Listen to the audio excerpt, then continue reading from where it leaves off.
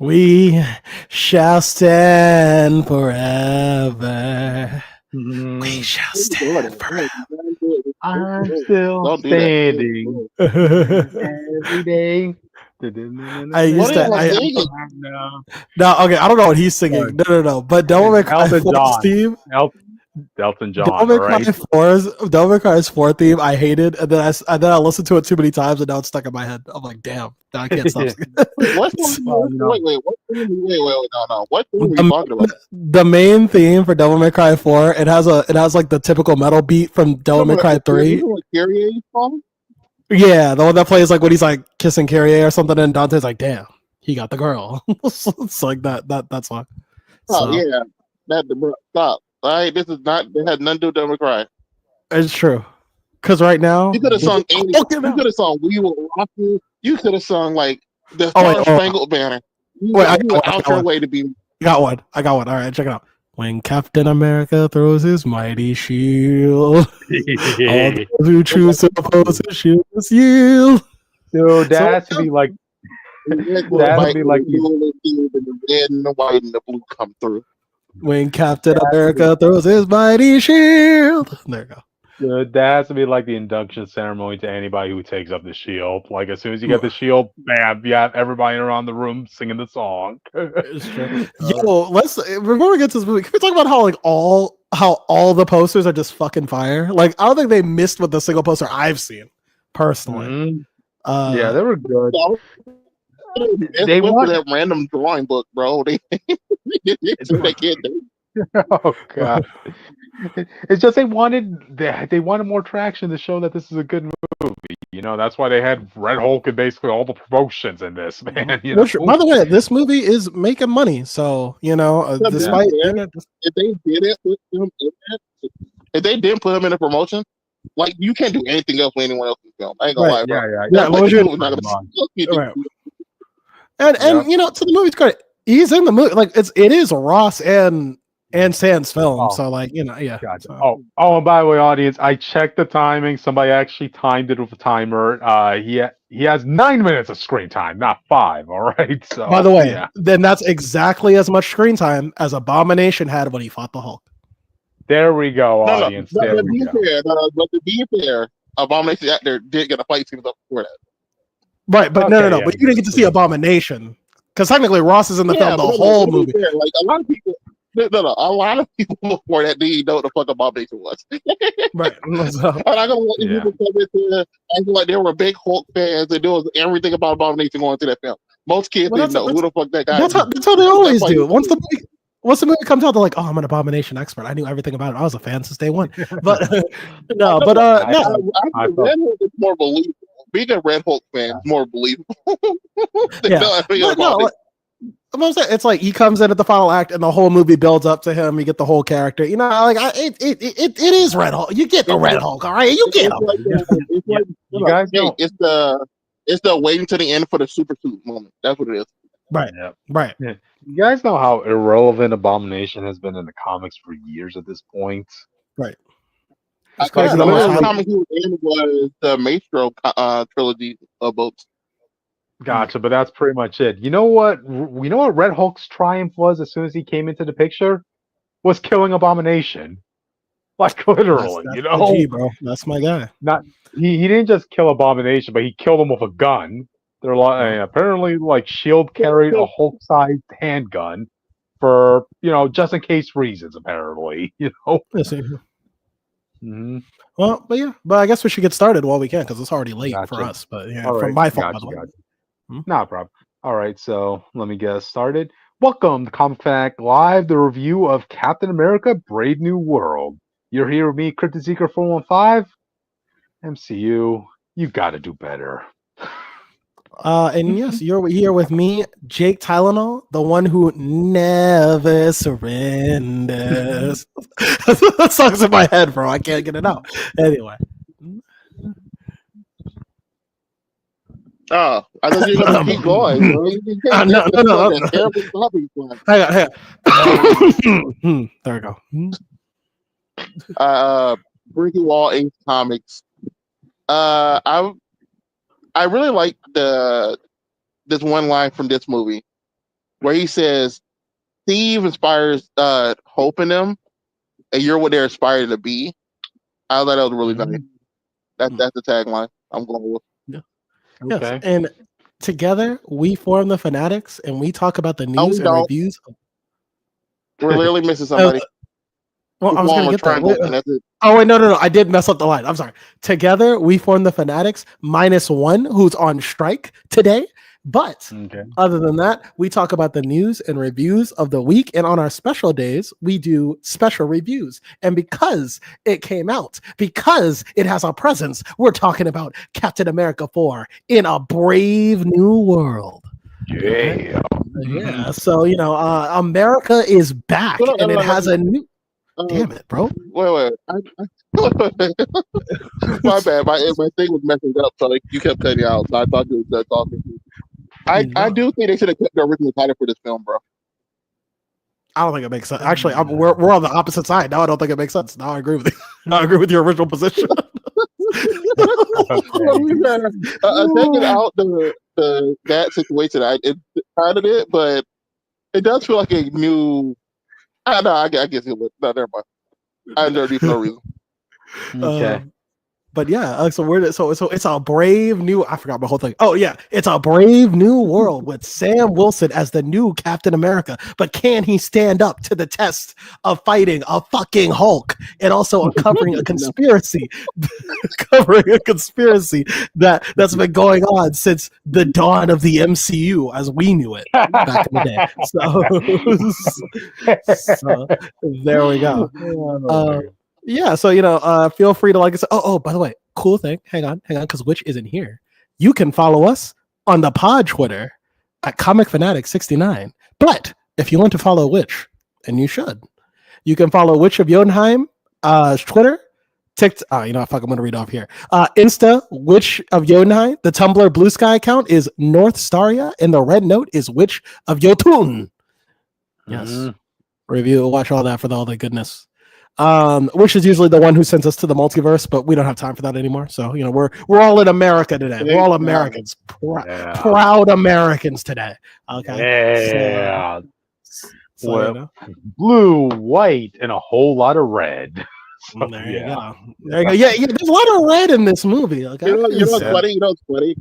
There is a blue, a white, and a red Hulk. They are. There's basically those color Hulks. They exist. And I know there's a yellow Hulk out there. See, this is the problem when you have a color-based character audience. This is comic book editors, light bulb in their head saying, okay, let's make all the different color variations of them as possible. You know what that means, though, Kirby? I just thought about this. We should get a Hulk, Green Lantern crossover, and each different color get their color ring. There you go, So today we're going to be talking about this movie. If you go by the internet, a lot of people are like, this movie was mid, this movie was trash. But if you go by audiences outside the internet, for some reason, this never happened that I've seen. Audiences outside the internet are seemingly enjoying the movie, think it's good or passable or serviceable. It's also, like I said, as of now the next box office weekend could be a huge fall off, but as of now, it's making money, which I think was a bit of a surprise for all. Well, I mean, I was following the box office stuff, so I knew it was going to be fans, bro. They've been waiting for years, bro. They've been starving. Let's also not forget this is President's Day weekend too. So what better way to celebrate your president than watching a movie about fighting your president? Yes, but not. but I will. Okay, but Anthony Mackie needs some respect on his name because he said this Ross is not Donald Trump, and I can tell you, he's not Donald Trump unless Trump has a secret life we know about. Rewrites. All right, maybe, but by the time he was doing that. And the flag smashers weren't trying to unleash a virus that could cause the national pandemic, right? But what he said, Ross is not Donald Trump. He was right in the final product. So I don't know what it was in the original. You know what's funny about that? I know, a lot of people were going to be say they were going to be mad, but the boy did the same thing with Homelander, and people love that shit. Because I think that's different. No, sir, it's really not. But Homelander is really not. It's really not. It's really not. I promise you. Cryptid. He is directly quoting Trump. Right. He's even And that doing things Trump said he would do. Like the shooting on Fifth Avenue, he did that with heat vision, bro. Like he's literally stealing from Trump. His whole fucking flow. But but Ross, yeah, I mean, but we'll get into it. First off, let's go into like our thoughts. Like we'll go Cryptid. You're the hot-blooded American. Talk about this hot-blooded film. Of course, yeah. As many of y'all know, like, Captain America, he's my favorite hero of all time. And, seeing Sam Wilson take up the next shield, I'm like, oh, okay, yeah, he has my support. He was the 9th Captain America in the comics. I know people wanted Bucky to be the next Cap, but, I would have been fine regardless if it was Bucky or Sam. So seeing this movie as it is, it just felt like it was missing something. A lot of the other Captain America movies had like a little extra oomph to them, like as Ben Grimm would say, a little bit of a zip. Like, Captain America 1 was the lead. Captain America 1 was the lead way to Avengers. Captain America 2, like, literally shook up the status quo of the MCU as a whole. That Captain America 3 did the same thing, where you felt the ripple effects in Avengers Infinity War. Here, though, again, you see a lot of where the rewrites were in this movie, so I'll just leave it at that. It was passable.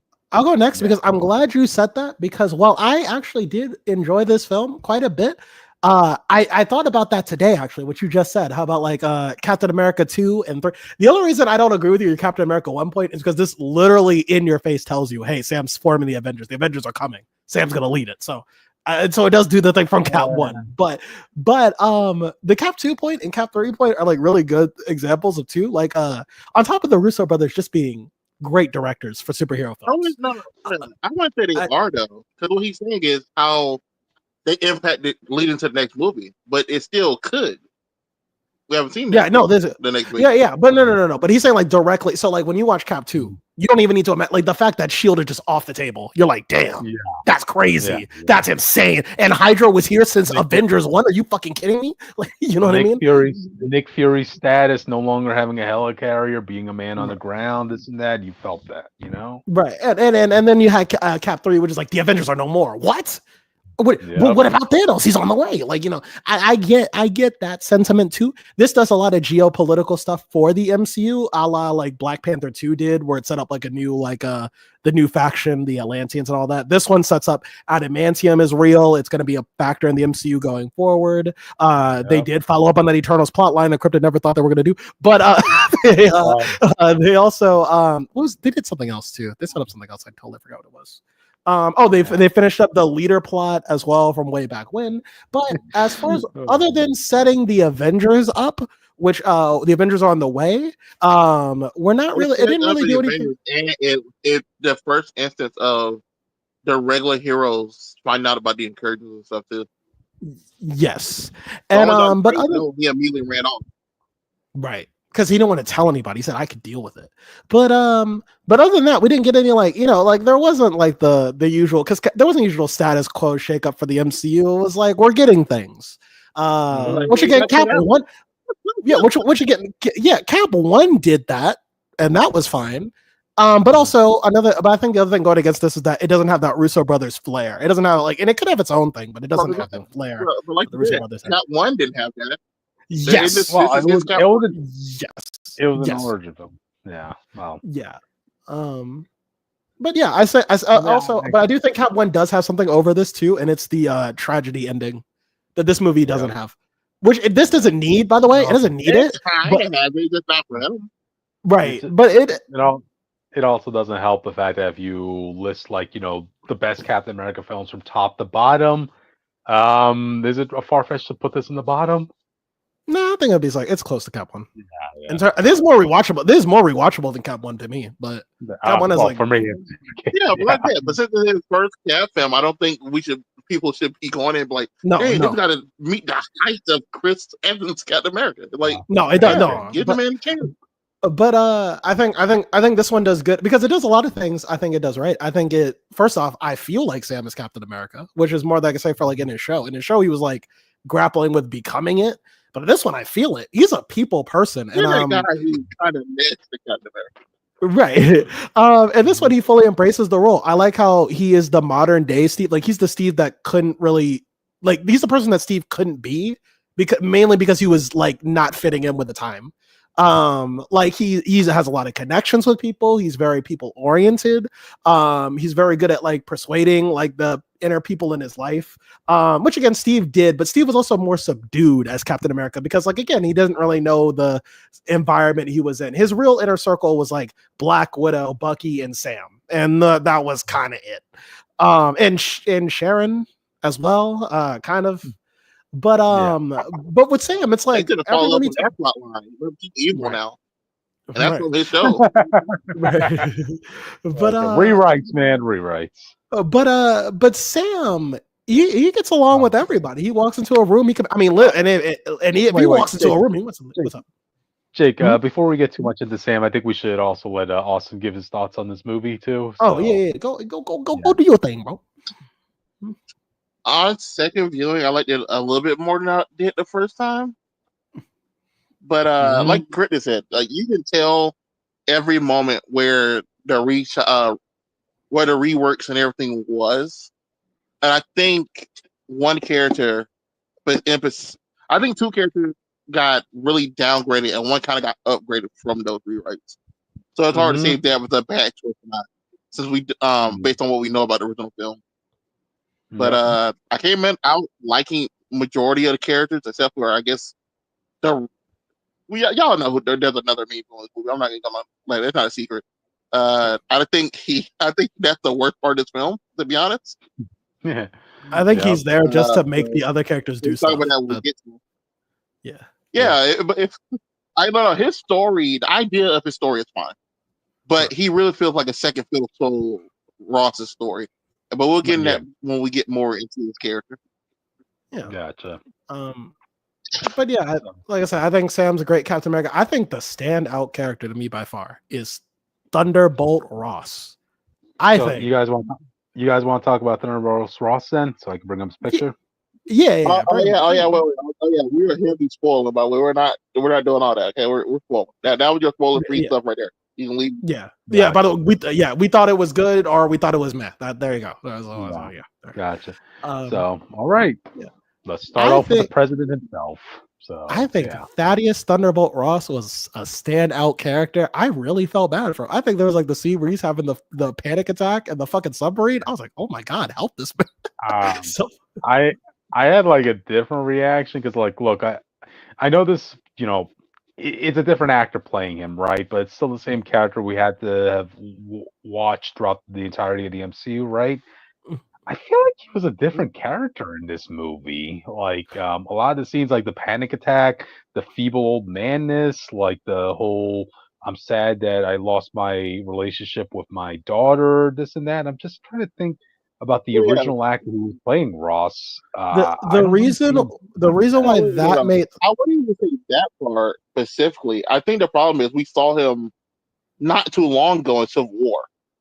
Yeah. I think the difference is basically, for starters, Hulk hasn't been in his life for like years. As far as like he went to space and he just kind of vanished, so he hasn't really had that. Then at some point, Betty's like, you know what, fuck you, you're like an asshole, get the fuck out. And then the Accords kind of happened. That fell through. I mean, like at this point, like he has nothing to show for anything he's done, and his daughter's gone. So he like. Yeah, no. But he was the president, so he could prove something to Betty that he could be a good man. That was the whole reason he wanted to be president, because he wanted to prove to Betty that he could be a good person. But our thing is, like, based on where he just was, Betty, based on how the dialogue, Betty has been in like since 2008. It wasn't affecting him when he was not president. That's what I'm saying. So it feels like something within the 5 time frame of everyone dying, and everyone come back, and then him find out that he was going to die. Even though he already almost died multiple times, if we have known the character. No, I'm saying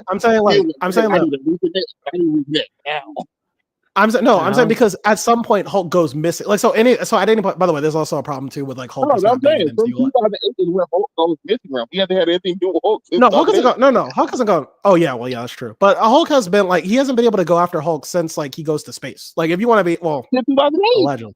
He didn't do it. That was in 2008. He didn't go to space in 2008. What are you talking about? No, he didn't go to space, but he hasn't went after Hulk, which is my point. Oh, as far as we know, but yeah, then again, you can't set No, that as up because far as they said Universal. in the movie, in Civil War, he is not the Oh, they said that. Oh, they said that. This Oh, okay. You just let him go. You just live. Okay, I haven't seen Civil War in years. My bad. My bad. Yeah, Remember, let's talk. 2008, Hulk went missing, and they found him in Avengers, and that had nothing to do with that. It's Ross. It isn't that he just been an Avenger. He is not like Ross at no moment where he could have tried to fight this man and go after him. Yeah, well, let's also not forget that Hulk and Ross did share a scene together in Endgame in the funeral, and I don't know what happened there, but That'd be cool. He's like, I moved on, bro. But to be fair, they kind of he's probably like gave him at the end of the Incredible Hulk. You've seen it in a while. No. Like after he saved Betty and all that stuff, talking about Mason, like Ross wasn't that mad at him anymore. But he's still like, we still gotta bring you in. And I think what happened is he looked at Mark Ruffalo and he's like, "You're not the Hulk I knew." What happened to the game? I see no Hulk here. I see no Hulk here. All right. My point is, he's burned his bridge with it. My point is, he burned his bridge with his daughter, chasing this Hulk guy up until a certain point. And even in some of his military career, it doesn't seem like it's enough for him anymore. Like he wants his daughter back, and he wants his daughter to see him as a hero. And yeah, so which I felt really bad. What a way to try to win somebody's approval by trying to run for president, you know? Yeah, he wants to be like the best person he can be so his daughter can see him as a hero again, which I think is like very similar. Because he's not, and also doesn't he know that every president is pretty much a mass murderer? That's true, but he's gonna be different. So like, but I do like that when he runs for president too. When he becomes president too, like he's not doing anything bad other than what he did to Leader. Like he's like, I want to make this peace deal with America and the rest of the world leaders over this adamantium thing. So he is trying to do good. How long has he been president? I don't think he was president when the Sam series started. They said it in the movie, like he hasn't reached his 100 days yet. So so he became president a couple months ago. So basically, he didn't have the time to be bad other than leader. And then the Leader was helping him with his heart problems. I don't know how long that was taking as well, but apparently he's been using Leader throughout the years to help him with shit. So even more reason they use everything, but it's being like, Bruce, can you help me? Right? No. Yeah, like, I would. Yeah, I mean, even more reason why the hell would you want to? Right? Why the hell would you want to run for president if you have a heart problem, dude? Like because that would stop you from being able to be president. I'm saying like again, it's all for his daughter, which I think is fine. No, I would think like the stress of the job will be getting to you, man. If you have heart problems, you know. You think Thaddeus Thunderbolt Ross, the man who goes after Hulk, who used to go after Hulk? The way it's implied is that before he became president, he was already working with Stern, and then he told Stern, "When I become president, I will let you go." Yeah, that's what he directly was. Yeah, and then he did. Yeah, but I really felt doing it all the way in Civil War. To be honest, yeah. Mm-hmm. No, because whenever he took Stern out the raft, that's when he was like, yeah. But I did like it. We'll have to wait till they elaborate on that then. Yeah, but I did like him. I did like this being his like last hurrah at trying to like win his daughter's love, and also trying to do something good, but he does about it the complete wrong way, just out of like desperation. I do like how that does catch up on him as well. So like that, like when he does make the good decision at the end of like exposing himself and all this other stuff, I'm like, yeah, good on you, Ross. Like it made me actually really like Ross's character, and I did like Ross's character before because I did also like when he was with the Hulk, where it was like, I just don't want this fucking nerd dating my daughter. Just like that. So I did like that too, but I like this as being a natural evolution. Like, what if my daughter isn't there? Because he does do some of this stuff to protect his daughter and also for his own selfish needs. But what if his daughter is no longer in his life and he has none of that anymore to help him? To be fair, she wasn't in his life in 2008 either.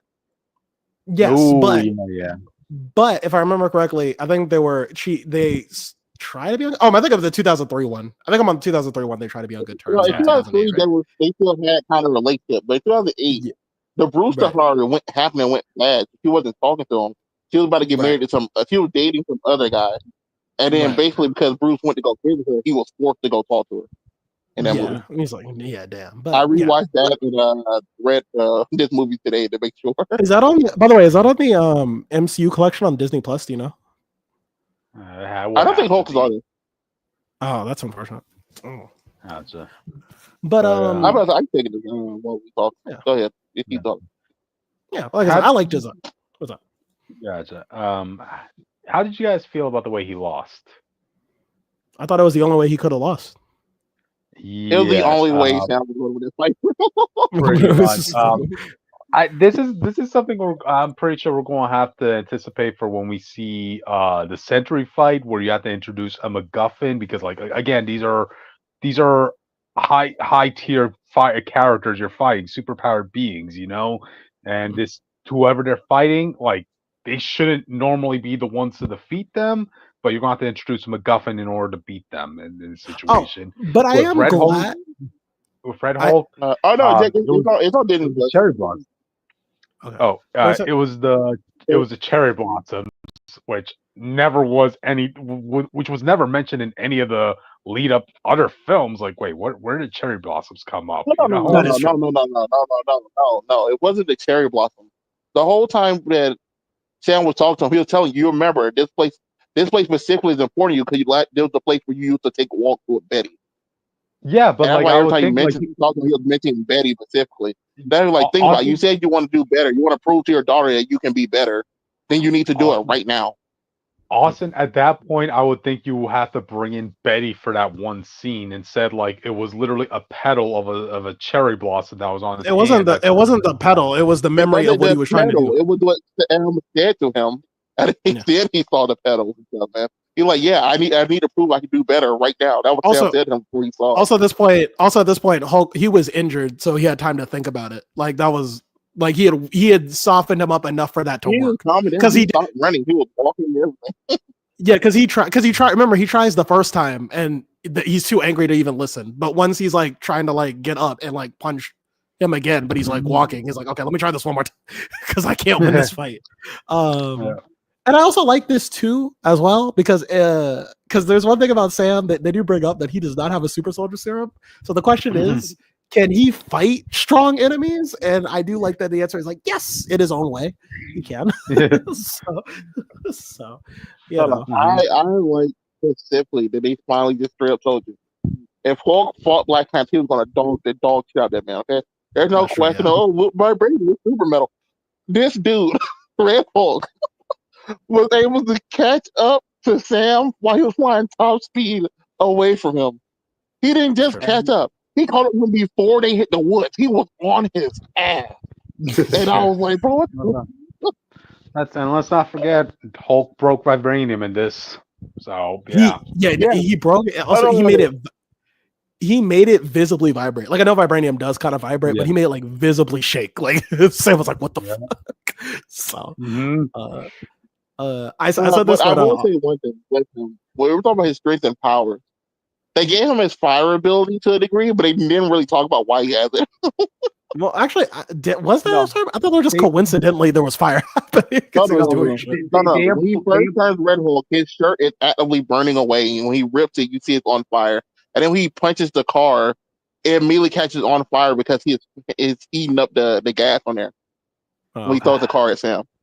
Minor heat-based powers, I guess. I guess the writers were like thinking, like, okay, there's no realistic way Sam should be coming up this close to Red Hulk without danger to himself, you know, radiation, all that stuff. So they had to tone it down a bit. Yeah. But yeah, other than that, I thought the fight at the very end was like really cool. There was there's gonna be.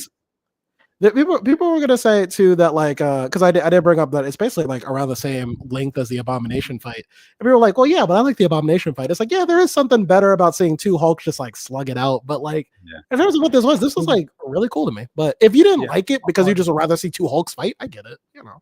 Okay, to that point, I think the sound fight has its own. Oh, go ahead, Cricket. Okay, yeah, I just wanted to bring up like. I'm getting like really tired of these mirror matches in the MCU. Like, you know, if you had Black Panther versus Killmonger, or you had Captain America versus Red Skull, Iron Man versus Ironmonger, this and that. this right here, the fight between Red Hulk and Captain America, Sam Wilson. Yeah, I know it looks like a mismatch, but hey, It's comic don't you books. see something? That's, Yeah, that's a it's comic books. specific Don't comic you book also thing. want to see like yeah, I mean, don't you also want to see like do you want to see a fire Pokemon versus another fire Pokemon, or do you want to see a fire Pokemon versus a steel Pokemon, or a psychic versus an ice Pokemon, and vice versa? I, You kind I, of want variety. You kind I, of want to see different tricks happen. Yeah, no, Austin. I think it's more of I would rather see this guy fight one of his own villains than not someone else's villain. I don't think it's more of like, Okay. oh, we want to see two guys plug it out. It's like the guy who's supposed to fight this guy isn't here, and he's I also think in the it's worst position. well. I think it serves two. character. I think it serves two purposes. One, it's like you're not getting that. I'm sorry, it's just not happening. Just you're gonna have to get over it. But like two, it's Yeah, also so like just again, don't do it. no. But well, here's number two. Number two is like what? Two is like the fans wanted a real Hulk, and at the same time, again, we have to elevate Sam to let people know that just because he doesn't have the super soldier, soldier serum, he can still fight. Like he can still fight an Avengers level threat if he needs to. So I think it gives the fans, well, in theory, it would give the fans. But he doesn't need to fight a Avengers level threat by himself. That's the problem. None of these other people that Cap or anyone else is fighting by themselves are Avenger level threats. But you don't need. You need the whole team to fight. But you don't need proof that like Cap can fight someone like Loki because he has a super soldier serum. You don't need proof that Iron Man can do it because he can just make something for it. I think like when people look at like, I mean, it's like the Hawkeye thing. It's like when people see Hawkeye, they're like, he's not an Avenger. What the fuck is up? He's a bow and arrow. Like, you know what I mean? Like no one takes Hawkeye seriously for some reason, even though he's like really capable in the first Avengers movie. And I think they don't want that with Sam. I think they're just like the two things that would have saved Hawkeye in that movie, where he came up with Loki's plan to take on the Avengers on the other thing he did. Yeah, but I think they don't want that with Sam, especially because they're trying to make him Captain America, and there were already Sam doubters as it is. So just like to put the rumors to bed, he's just as good as Steve in his own way. I think that's what the point of this was. But I get it, but like you said, like the real Hulk thing. We get our that argument. Audience. It was only like 5 minutes, and also not guaranteed that we're going to keep that guy going forward. You know what I mean? The next thing we have a Secret Wars, and they're going to be focused on X-Men and stuff like that. So who knows when this guy, or if he even going to really pop up for like a significant role again. Right. Well, and then you have the side villain guy who realistically, like, probably should not have been here. Right. In my opinion. We'll get to him when we get to him. But to Austin's point about whether we'll see. Oh no, go ahead. You finish. I understand the idea that Sam needs a bigger threat. I understand giving him a bigger physical threat. I just feel like you could have done it without. I think the idea was more like the draw of the thing. I don't think there's a lot of, unless you did something crazy like Graviton or something. But there's not a lot of things you like. Look, he's fighting this, and it's going to bring people to go to the theater. Right. I think it's that too. I think it's also for the appeal as well. It's like it's Sam versus a Hulk, but also I think if it's a Graviton, there's no way he could be Graviton. Like no fucking way. No, but that's the thing. People didn't get Sam versus. I mean, Steve versus Hulk. I think it would have been.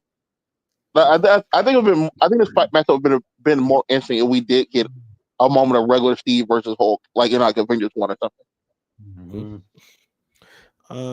You all want to see what a fight between Hulk versus Cap versus Steve Rogers will look like? Go look at the Ultimates movie. Ultimate Avengers. Not counting that, but Sam. Well, to be fair, Steve did good in that fight. But in Incredible Hulk, we had the Abomination dude before he became Abomination. He was a super. He was doing pretty well against Hulk. So that's why people wanted Steve with him. And then if Steve fought him, would have like a direct comparison to this scene and like reason for this fight to happen for people in people's mind. Instead, there's just like there's 3 Hulk people here, and then for some reason they're all fighting Captain America. Who's the third? Who's the third? They got cut. They don't matter. Oh, okay. Oh, okay. Yeah, we'll mention him when we get to him. But yeah. I guess to summarize, Red Hulk was here to be Hulk, audience, which is something a lot of people have been missing a lot with the actual Hulk, And that White House, it was a good thing. It was a great scene. Yeah, I go back. The CGI got bad, but it was a good scene. Gotcha. If the marketing is any indicator, I think the higher ups at B are aware that the audience in general just wants to see Hulk be Hulk. That's why they put him so much in all the marketing material for this, you know. So hopefully this will mean that we could see this Hulk go back to being green, you know. So hopefully. I doubt it, but I hope it makes them at least rethink what they want to do with his son, especially after seeing what he looks like. Oh no, that is completely being reworked. I guarantee you that. Like, you know. So yep. Yeah. Okay. Well. But Jake, you talked about his story. Stuff his daughter was good. The stuff his daughter was great. His story with Stearns is interesting. Like we said, he had, based on the way Stearns acted, I feel like he had to have Stearns at least since Civil War, or maybe like right after Endgame happened. Okay. Depending on like how long it happened. I think that's the biggest problem. They didn't talk about like if Ross got snapped or not. Or Betty. Yeah. And to be fair, that's not important to the story, but I kind of really want to know. Cause I think it would have been even more impactful. It was like, my daughter was gone for 5 years. I had to deal with that. And then she came back and still doesn't want to talk to me. Like, that's different. I'm like, that would have really helped the case. Like the daughter. Yeah. Gotcha. All right. Well, I just want to say my Stern thoughts for when we get to him. So, you guys have any final thoughts on Red Hulk before we move on? No, W. He I don't know if was pretty tall. They did really good with his height. I was very surprised. Yeah. I'm not gonna lie. I don't know if I can call him a villain. Would you Maybe call because him I haven't seen real Hulk in a long time, but he felt really tall. Would you call him a villain? I don't think he's a villain. Not really in this. He's not a villain, but he's marketed as a villain for people. Like that's all it is. Right. You'll see him. He's a crash out. He's the antagonist. I'm pretty sure. I'm pretty sure like the original script was to have him be a full-on villain, but you know they're like, okay, let's just make him tragic. Oh yeah. I guess we do need to bring that up. For anyone, if you saw the final part of the movie, when like I said, we're talking about spoilers. He talks to his daughter, and there's a very noticeable change after her first line, where you can see they did a cut. So it really feels like Ross's story, well, at least whatever his daughter was going to say to him, drastically changed. I don't think she was supposed. I don't think Ross and his daughter would have a good moment. I feel like Ross was more of like an actual villain in the original cut of this film. Yeah, it's great you should bring up Betty because like I remember watching it my second time. I'm like, is there something a little off with her face? I just couldn't pinpoint that, but yeah, it did seem kind of like a little bit odd that scene. Personally, like me thinking about this, like okay, so Betty has not interacted with her dad when he became president. She didn't interact with him after he got shot. And you're telling me only now she chooses to meet up with her dad as he's in jail? Like I'm pretty sure. Like no. To be fair, before that, he did call her before he gave that speech, and she was going to show up to see him after the speech. Yeah. Well, I mean, even after he got shot, apparently she didn't even give a call. She didn't give a call to him. Shot? What? Yeah, that is kind of fucked up. Wait, am I crazy? What did he get shot? No, he got shot at. He almost got assassinated. Yeah. So there's that. So like part of me is like thinking, oh my god, the moment Sam Wilson gets out of the scene, Betty will probably be like saying, "Ha, you're right where you belong, Dad." Oh, by the way, I vote for the other guy. So could she have called her? Because they immediately brought him to the bunker. I don't know like if she's allowed to. Like if your president's in the bunker, is he allowed to even call anybody other than like the world leaders? I don't know. Oh, I mean, I don't know. I've never been in the bunker. Like, I don't know if that's. Well, when he called, when he finally called, Jake, when he finally called her, she kind of felt like, I guess I should have tried. Oh yeah, you're right. She was like very casual about it, So yeah. But anyway, I think we spoke enough about Red Hulk. We still got a lot of characters to go through. So, you guys have any final thoughts before we move on? No, not really. Okay. All right. So we talked about Red Hulk. So let's move on to the main guy, audience. Do-do-do-do-do. The captain of the hour. Yeah, That man's like, Sam he's looking at Wood like, damn. himself. That was the Damn, funniest picture I had, bro. It just looks so funny out of context. In the interest of time, I just posted whatever pictures I had. Like, okay, It's there were more funny. flattering pictures, Sam, but this is the best I could do with short notice audience. So, like I said before, I really like Sam. I think this is the movie where he acts like Captain America. I think like in the show he doesn't until not even in the final fight does he really. He just kind of does the shit Captain America does. But I think in this one he's his own Captain America. Yeah. He I does more than just say do better. I'm very proud of him. That's true. Yeah, there's no. I don't think there was ever a moment here in this movie where that made me say like, like I hate this character as much as like that final scene in Falcon Winter Soldier where like he's saying you gotta do better or you shouldn't call the Flag Smashers terrorists. Like those were really bad notes to leave off of. Here though, I felt like his character remained intact, had a clean slate. After the movie was over. Yeah. So yeah. Cut the check. But no, that's I will say I love the scene with him and Bucky and Torres was probably my favorite speaking scene for him. Like I said, Bucky tells him Steve is the one who inspires hope in him, and you're what they inspires them to hope, and you're what they aspire to be. I thought it really did good to separate them, still having them both on like a a pedestal, but him and golly, I just said his name. Joaquin. It starts with a J. It always throws me off, bro. Joaquin. I really liked it because it kind of calls back to him and Steve and the Winter Soldier. Steve was in the bed. Uh-huh. And I was like, this is actually pretty good. Him being on the other side and stuff. I thought it was good. I really do like the relationship between Sam and Joaquin, even in the comics, and kind of like that they kept that with that scene in the hospital between the two because Joaquin kind of looks to Sam as if he's as the fodder figure in his life, because Joaquin doesn't have a father, so I'm glad they kept that spirit abroad with this, I think as for Sam himself, like I said, I think like I said, he's the Captain America that Steve could have been in his day. He just wasn't able to be in the modern day because again, it wasn't his time. And I think that makes Sam like very distinct. I love that. I like that he's also like if I want to go here, like I'm going to go here. Like when he goes to the president's bunker, they're like, whoa, you can't go in here. He's like, nah. Me and Jake were talking about like Sam and like YouTubers and like talk about their level of authority and stuff. And this is a thing I told him. I'm like, even before we saw the movie, I was like, Captain America can just walk into like the UN and start talking to people. A YouTuber can't do that. He did that in the movie. I think another thing I do like about you gotta remember, even when Steve was in Steve Rogers' time, when he joined Shield after Avengers 1, right?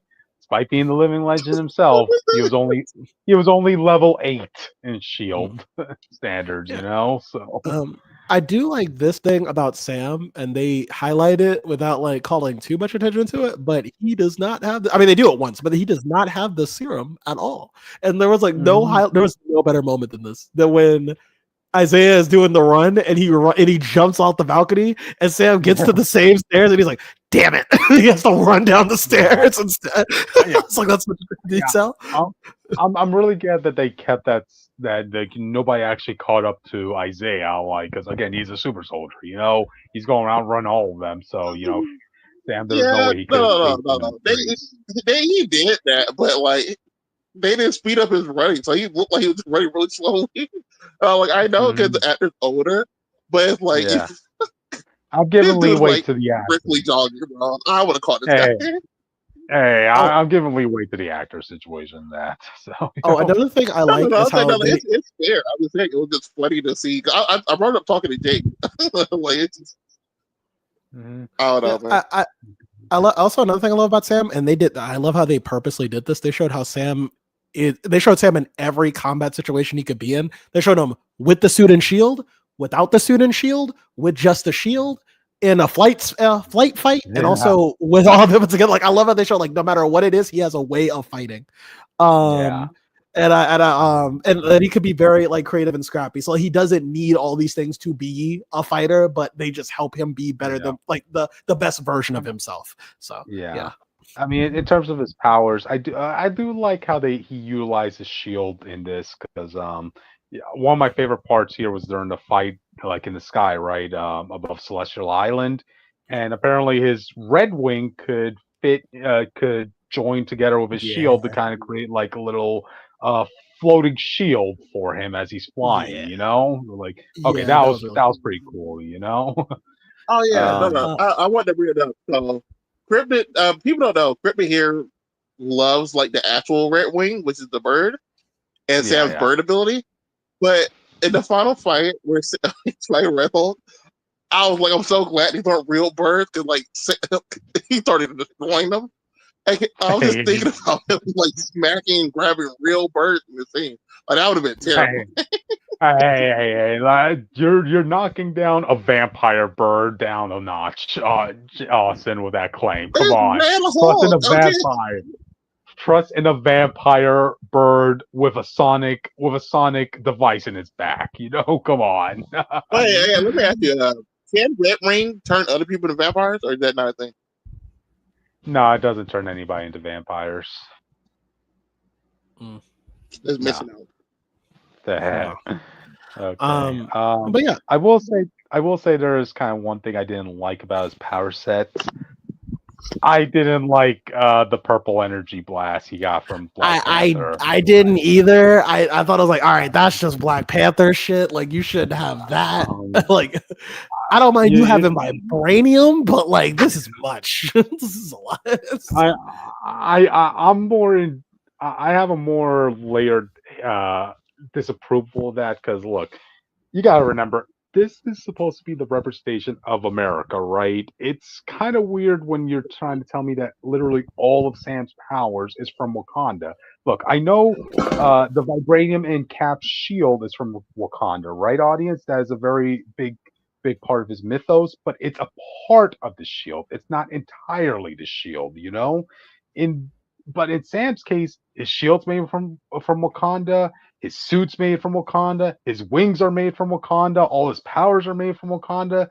Like, okay, I feel a little bit weirded out by that. You know, you're trying to tell me he's an American hero. You know, that said, after that suit got me through a fight with the Hulk, bro, I'm sending the Wakandans a big ass thank you letter. I'm just saying it right now. Like, yo, shout out to Wakanda, bro. That's what I'm saying. I feel like from the moment they gave him the Wakandan suit, he was already going to like fight the Hulk one way or another. That's the only threat I feel like you could have did it.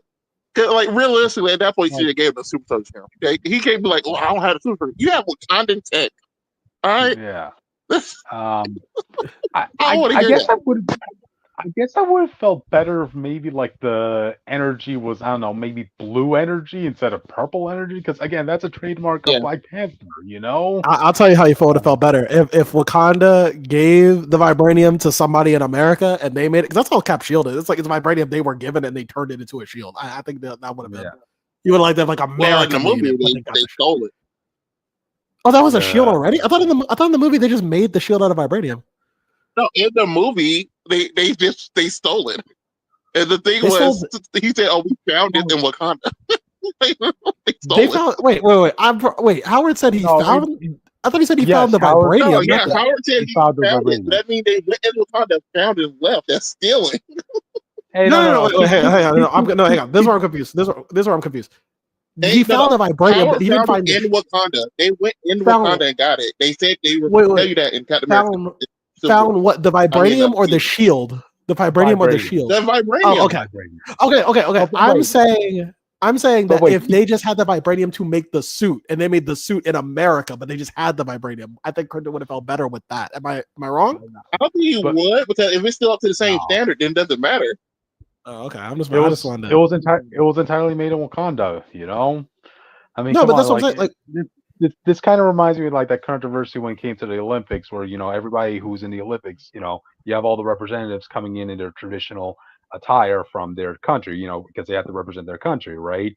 America received controversy because apparently all their attire was made in China. So what did they promise? Like afterwards, okay, we're going to guarantee that all our attire for next Olympics is going to be made in America, With Sam No, but Wilson's like, case, I kind of feel like that's the same controversy. What they should have did was have it be made out of adamantium. wait, no, Yes, wait, but probably.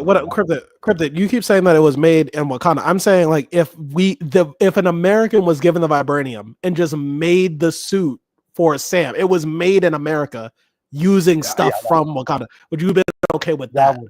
I would have been okay with that. Okay, that's what I was asking. Yeah. Okay, that's what I was saying. I'm saying you said it, and that's more hypocritical. Because if an American randomly made it, his suit just the way it is now, up until to Black Panther standards, I think that would have been way worse storytelling wise. Well, in that case, like I mean, I don't want the purple would have had the blue energy when it comes to tech and stuff, and some random American dude can do it. Because Iron Man's dead. I think that's bad storytelling. Well, hang on. I didn't want him to have the purple shit. I understand why he needs it because that's the only way he could have stunned the Hulk. But I don't want to have the purple shit. I thought if they just made a suit. But at that point, we're just saying, what if he had a regular plain suit on? It wouldn't be anything related with at that point. Jake, Austin, remember in before that dumbass retcon in Captain America's history, you did have an American scientist who was able to work in breaking down vibranium that created a one-of-a-kind shield. He made a circle shield, not a suit with powers. That's two different things. No. But what I'm saying is, you take the power, like you take the Black Panther shit out of it. Like you still get the red wing. Like you get the stuff from the original. I understand what you're saying, but I'm saying at that point, I would just have them just make it out of adamantium or anything else. Just don't do vibranium. Basically, think of like the wings Sam had in Falcon and Winter Soldier. That was made here in America, right? You just take that vibranium material and just do that. Make that same design. No, but I said, at that point, I would be like, well, just use adamantium or anything else. Don't use vibranium. Okay. How about this? We split the difference. He keeps the shield, which is vibranium. He gets the vibranium wings because Wakanda gave it to him. But the suit made of adamantium. How about that? Yeah. Okay. Yeah. I think that would be a little bit better. Yeah. Yeah. I think that's fine. I just feel weirded out the fact that literally 100% of this guy's gear is made from Wakanda, and his powers, To be fair, despite it being 100%, his suit was getting cut up and shit by guns. So I don't think they actually did. I don't think it's like I don't think you could do first that. you see a shirt. You see it like when he has the white suit on. It has a straight up slash across the star and stuff. Yep. Yeah. But I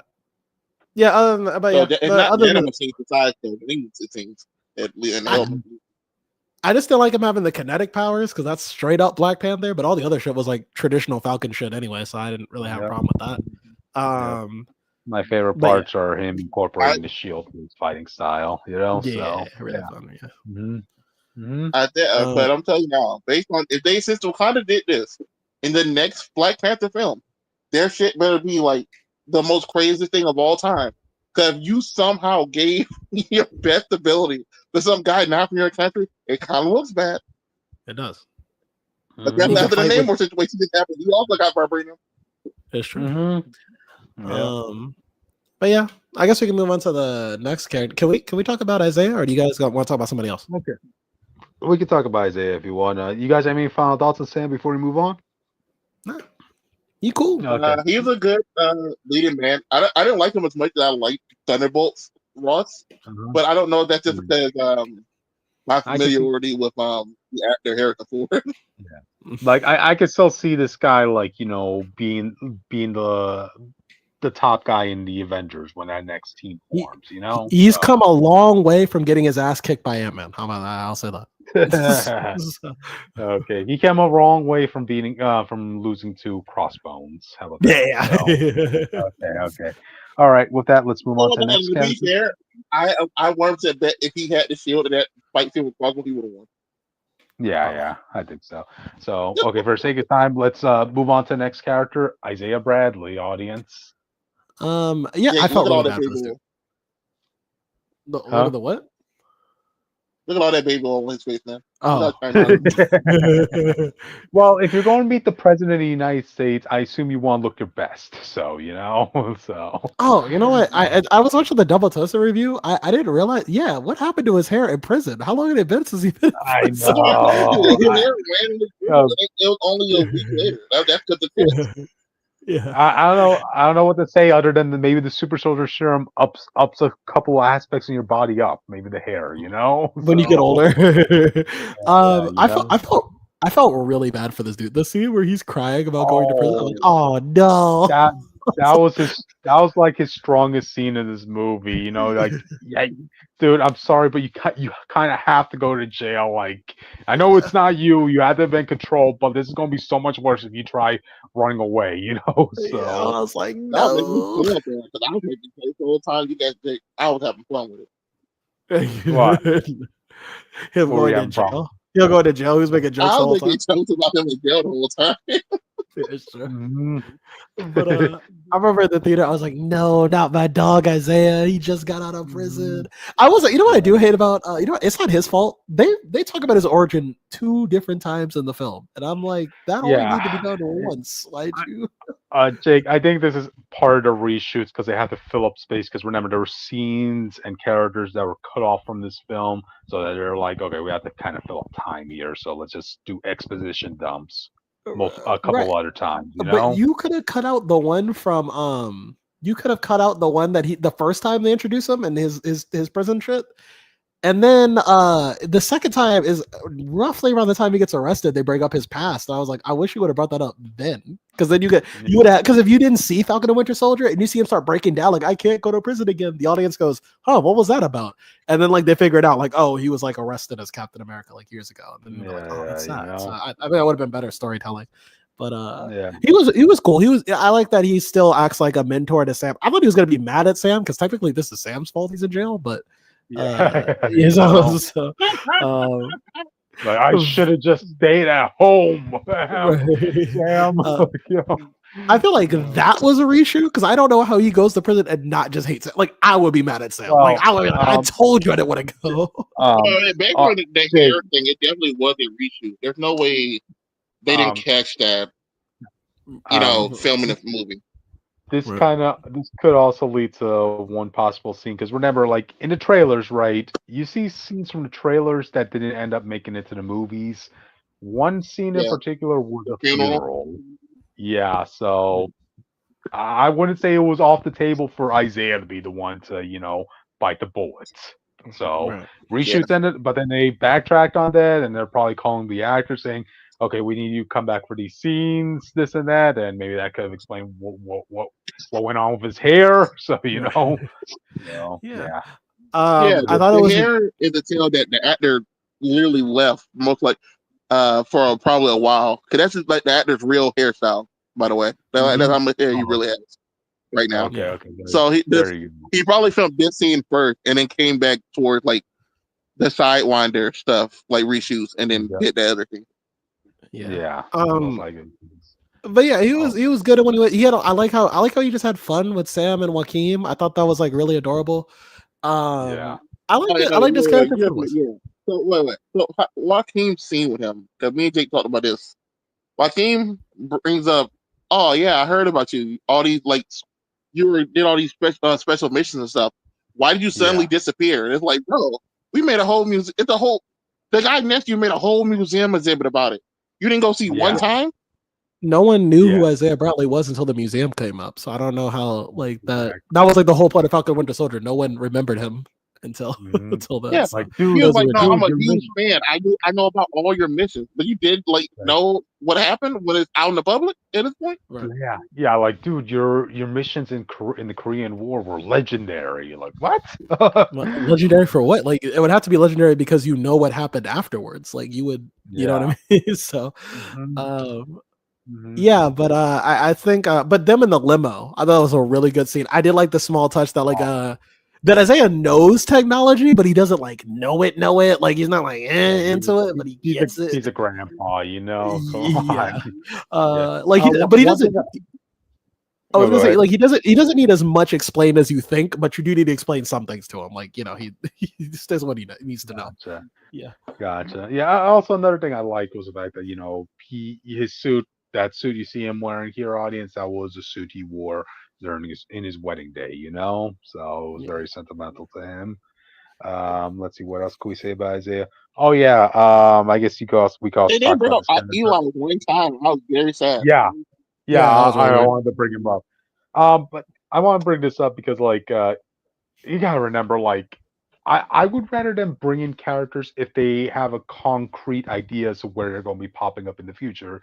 Because one problem with, like, them bringing in a lot of the characters from the Young Avengers is we don't know what project they're going to be in. I Especially mean, now that we're getting the Avengers back.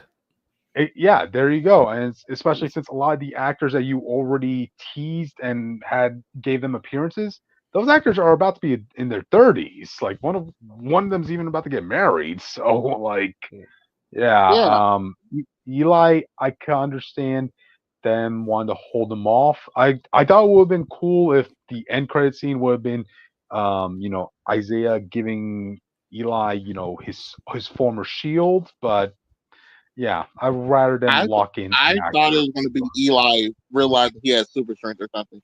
Because we don't know how Hmm. the super soldier serum is passed down in this universe. If the kids There have it you or go. not, and stuff like that. Yeah, there you go.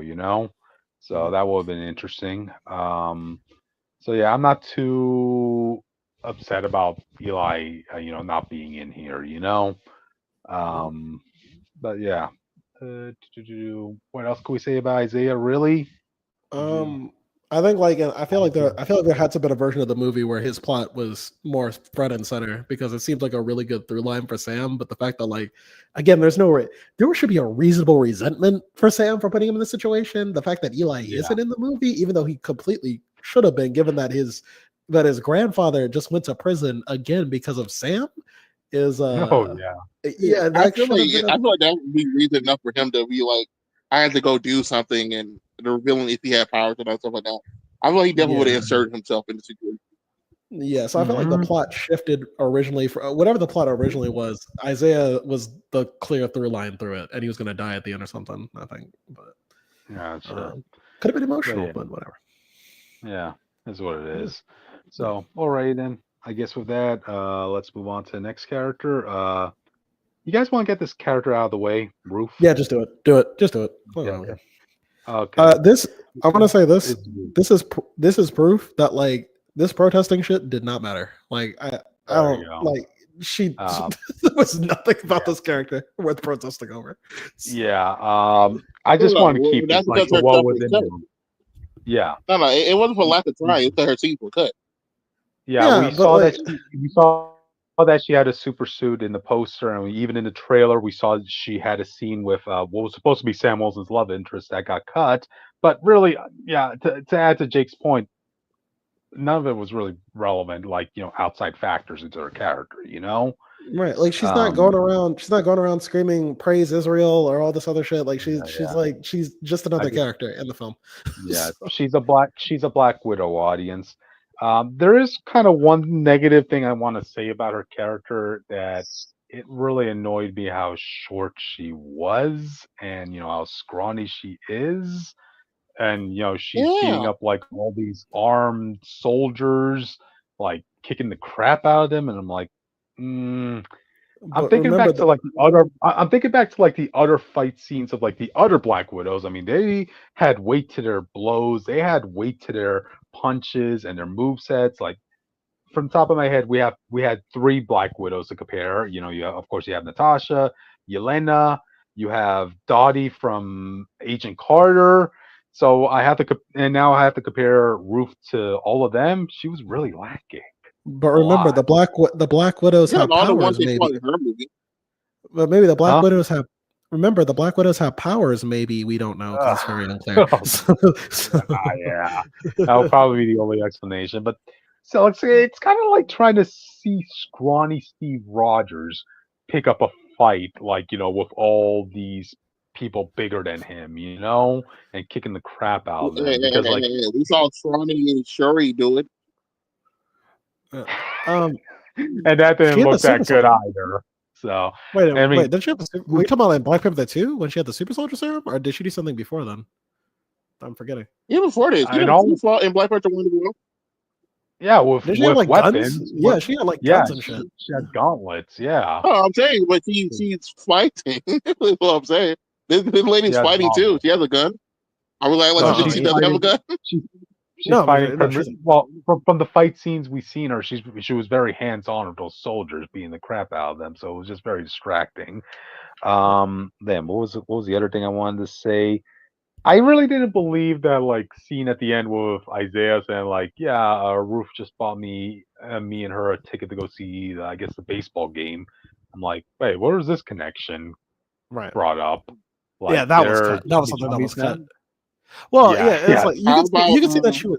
How about the scene where she was trying to flirt with Bucky? How about that? You thought about that? I can imagine any gal would look at Bucky the same way in that situation, you know. So I think I think my thing with her is that in the movie, I don't know if you guys know, she accomplishes the same thing Sam does, but a different way, and it doesn't add to anything. So so it's because Sam's already doing it. And even the scene where they get arrested, quote unquote, it's like that could have been filmed like a slightly different way. She didn't even need to be there.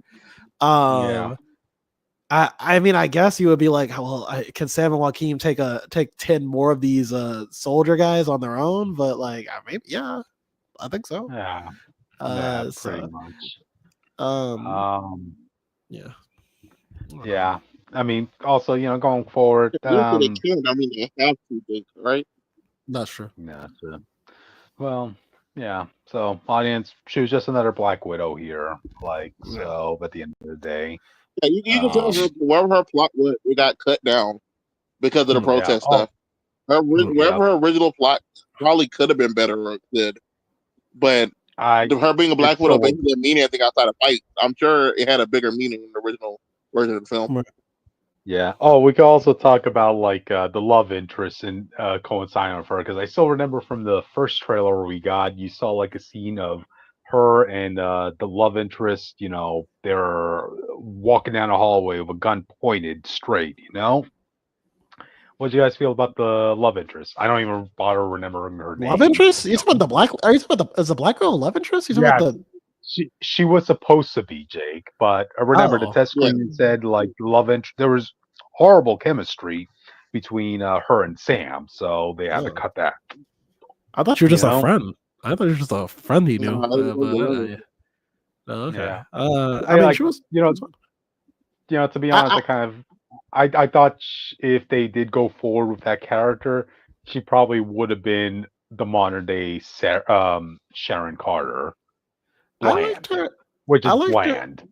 I liked her in the role she was. I'm actually glad they didn't make her a love interest, because I thought Sam. I thought it added to Sam's character that he just has connections with people that he meets on his journeys. I thought that was better than him just having a love interest. W change. No, that's what I was complaining about the Jake. He said that, but I was like, I don't think it matters because we didn't see any of that. From our point of view, he just knew Bucky, and then suddenly he has all these people for no reason, randomly. I mean, there's been a time I think it's because he's been established as Captain America for a while now. Also, he's already doing counseling as well. So he's also doing. Fine, but anytime you have a big connection like that, that connection usually starts or shown on screen. How do you feel we went to Captain America 2, and then Sam was just there, and we didn't get the introduction?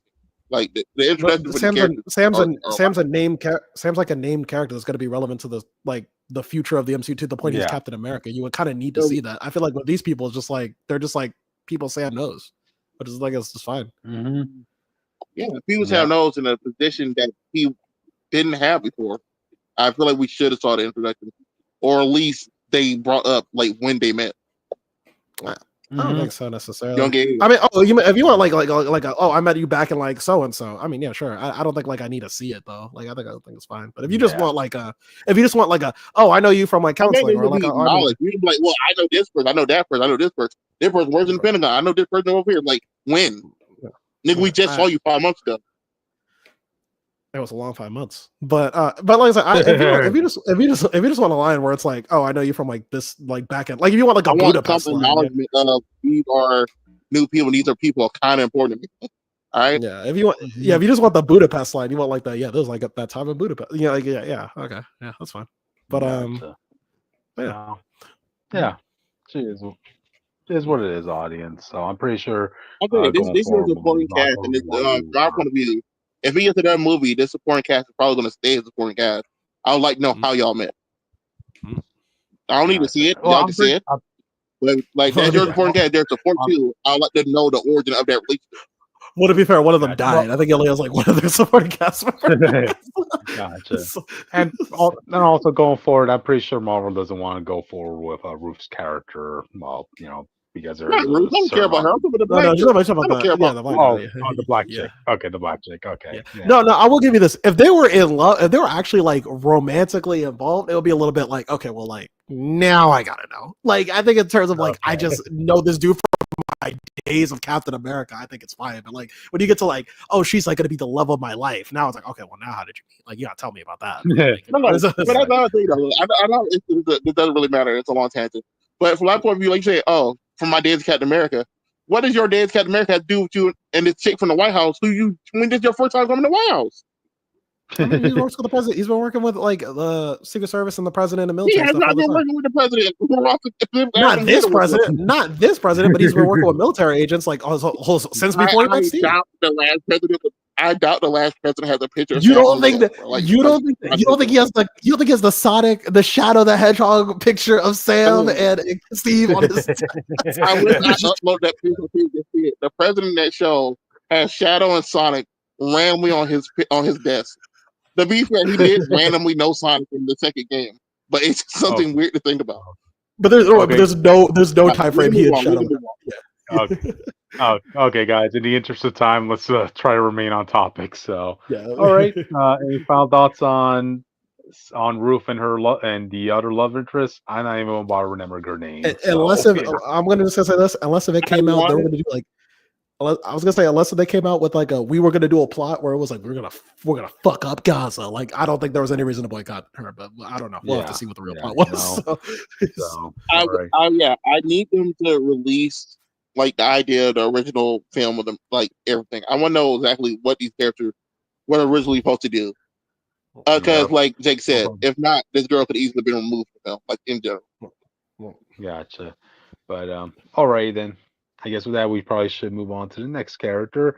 Well, let's get him out of the way. The big guy himself, the big brain. I'm sorry. Wait. I want you to flash. The other picture first. The other picture of him. I need people to see what they did. Yeah. So this is the official thing they released about how the leader was going to look in other countries. We have a Funko Pop based on this look, and I go back to the other picture. Here's what they did. Now I'm of two heads about this. See what I did? Okay. So on one hand, the one that they had for the Pop Funko and the posters is way better. He just has drip. He has drip. Yes. On the other hand, go ahead, Kurt, say your thing.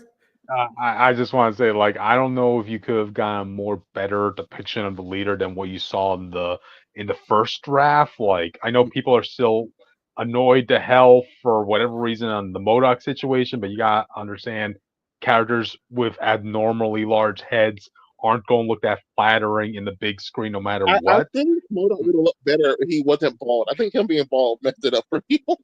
I guess, but like with the leader's case, what we saw, right? The promotional art, this and that, the teasers, like the one we just saw earlier, that's as good of a leader depiction as you probably get, audience. Like, so, yeah. But I will say, on the other hand, he's not in the movie a lot, and you need to sell him as a sympathetic character. I think this look is to do that, and it's the only kind of emotion we get from the character. So I kind of understand. Yeah, because when you break, because his story arc is literally like you can still do that with that big ass head. I think it's quicker because it's like visual, and his whole thing was like he locked me in the basement for years, turned me into a monster of his own making, and wouldn't let me leave. I think seeing how Ross affected him on a visual level is what they were going for. But I love the drip more, and I don't know if I would. I love the drip of the original more. So I just felt like I got I down. don't know my problem with the thing is. Yeah, I say he could look like the other one. All you have to do is set an actual time for when Ross started using him and promise him his freedom, and then never giving it to him. I think that you still could accomplish that, and he had the other look. Him looking like this just made the scene when he's walking outside casually look weird.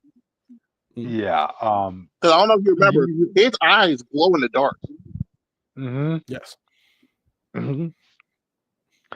Like I'm I just like. saying, this guy would have got jumped in the streets at some point. Yeah. But he predicted the right path to go down, so that didn't happen. I guess. All his prediction was wrong in this movie, by the way. People, the leader's whole thing is that he's as smart as the Hulk is strong. He's smarter than Bruce. He's smarter than Hulk and Bruce when they fused together. He's that guy. And every time he says something here in this movie, he gets proven wrong just because Sam does the opposite thing of what he's thinking. He's like, well, there was a 75% chance you're going to do this. And a 30 chance you're going to do that.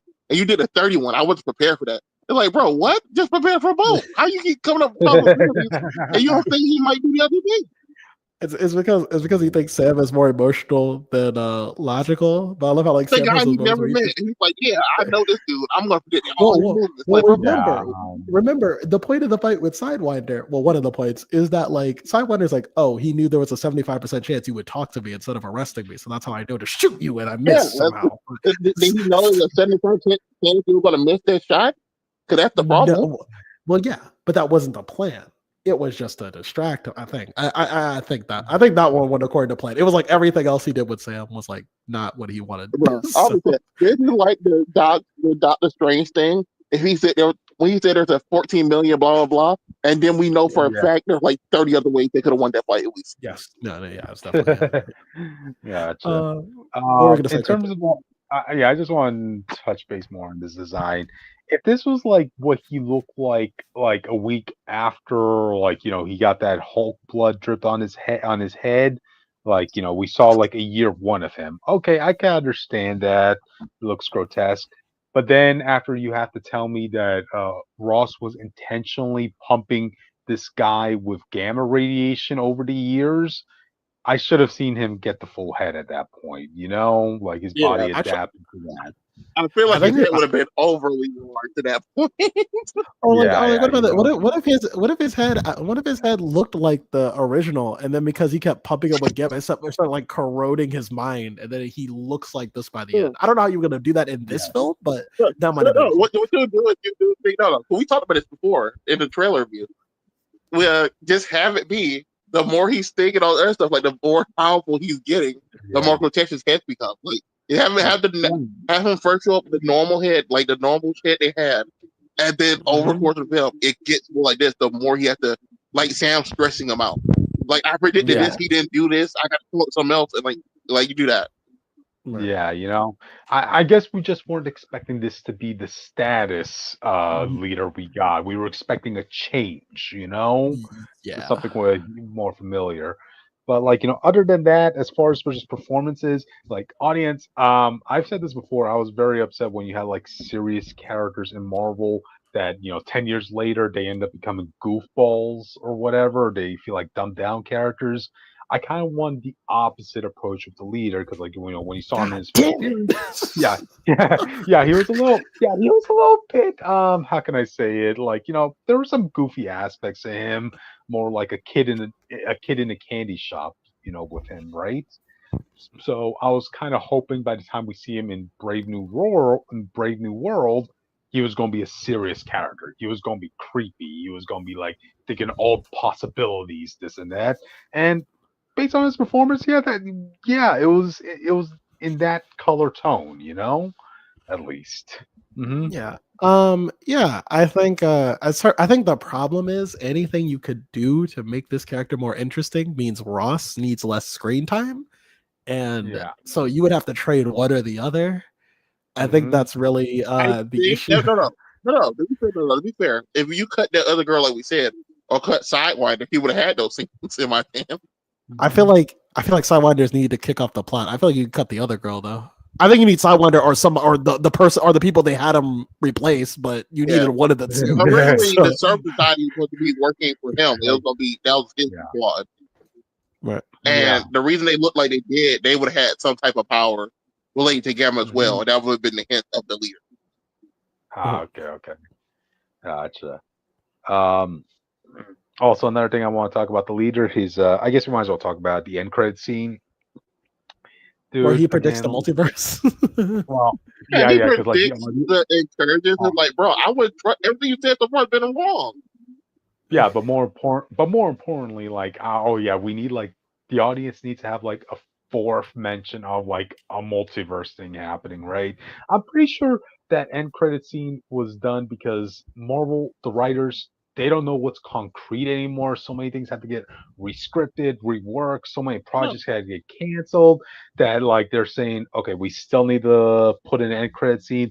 Let's keep a vague end credit well, scene, well, to you be fair, know? I think it's I think, because this is the first time someone on Earth knows about it. No one else Uh, knows, except for Stephen Strange. and like Ant-Man This is the kind first of. time an actual current died hero knows about the incursions.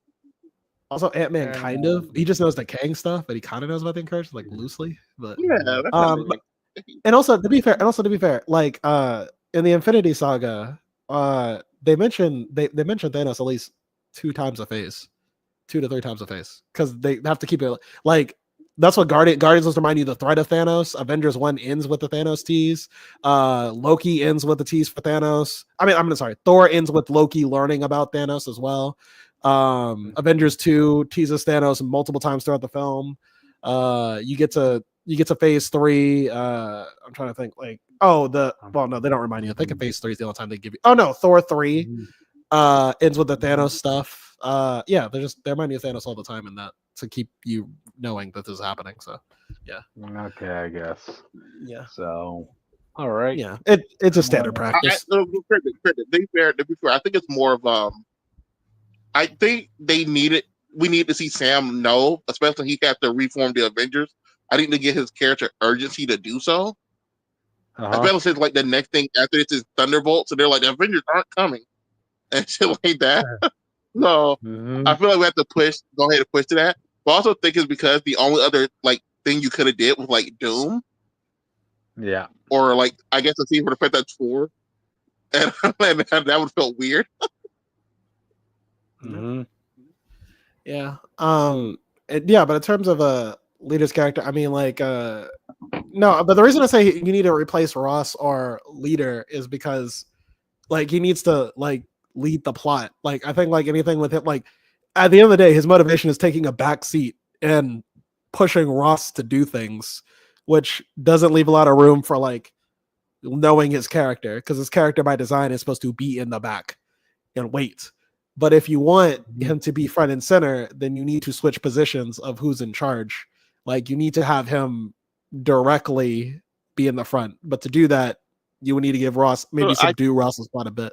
That was what I was suggesting. No, I think you can keep Ross the same. Like you get rid of the girl, and I think you cut back a little bit on Sidewinder. Because if you had him already working out how to do the whole thing, that was so fast in him. I don't understand why he didn't do it to himself. And when he knows how to do it, I bet because we saw in She-Hulk that it can be controlled to a degree, depending on how it's handled. I bet the leader of all people could have figured out how to make that work. Hey Austin, you want me to show up the picture you just sent? No, I'll send it. I sent the picture of. I guess you can, but I sent it just so you can see like the biggest his head ever been. And I was thinking like, what you could have done was that the more he has to think about, the more he formed and creates his head again. I think that would have been pretty funny. But like that, him and the Hulk stuff, I feel like I don't feel like he should look like that. I don't think how smart they keep trying to play him as, and how much we know he knows about the game. If he had it enough to be able to tie the Red Hulk stuff, how he did, I feel like he could have fixed himself, or at least turned himself into a Hulk for a final fight alone. In that same sense. Yeah.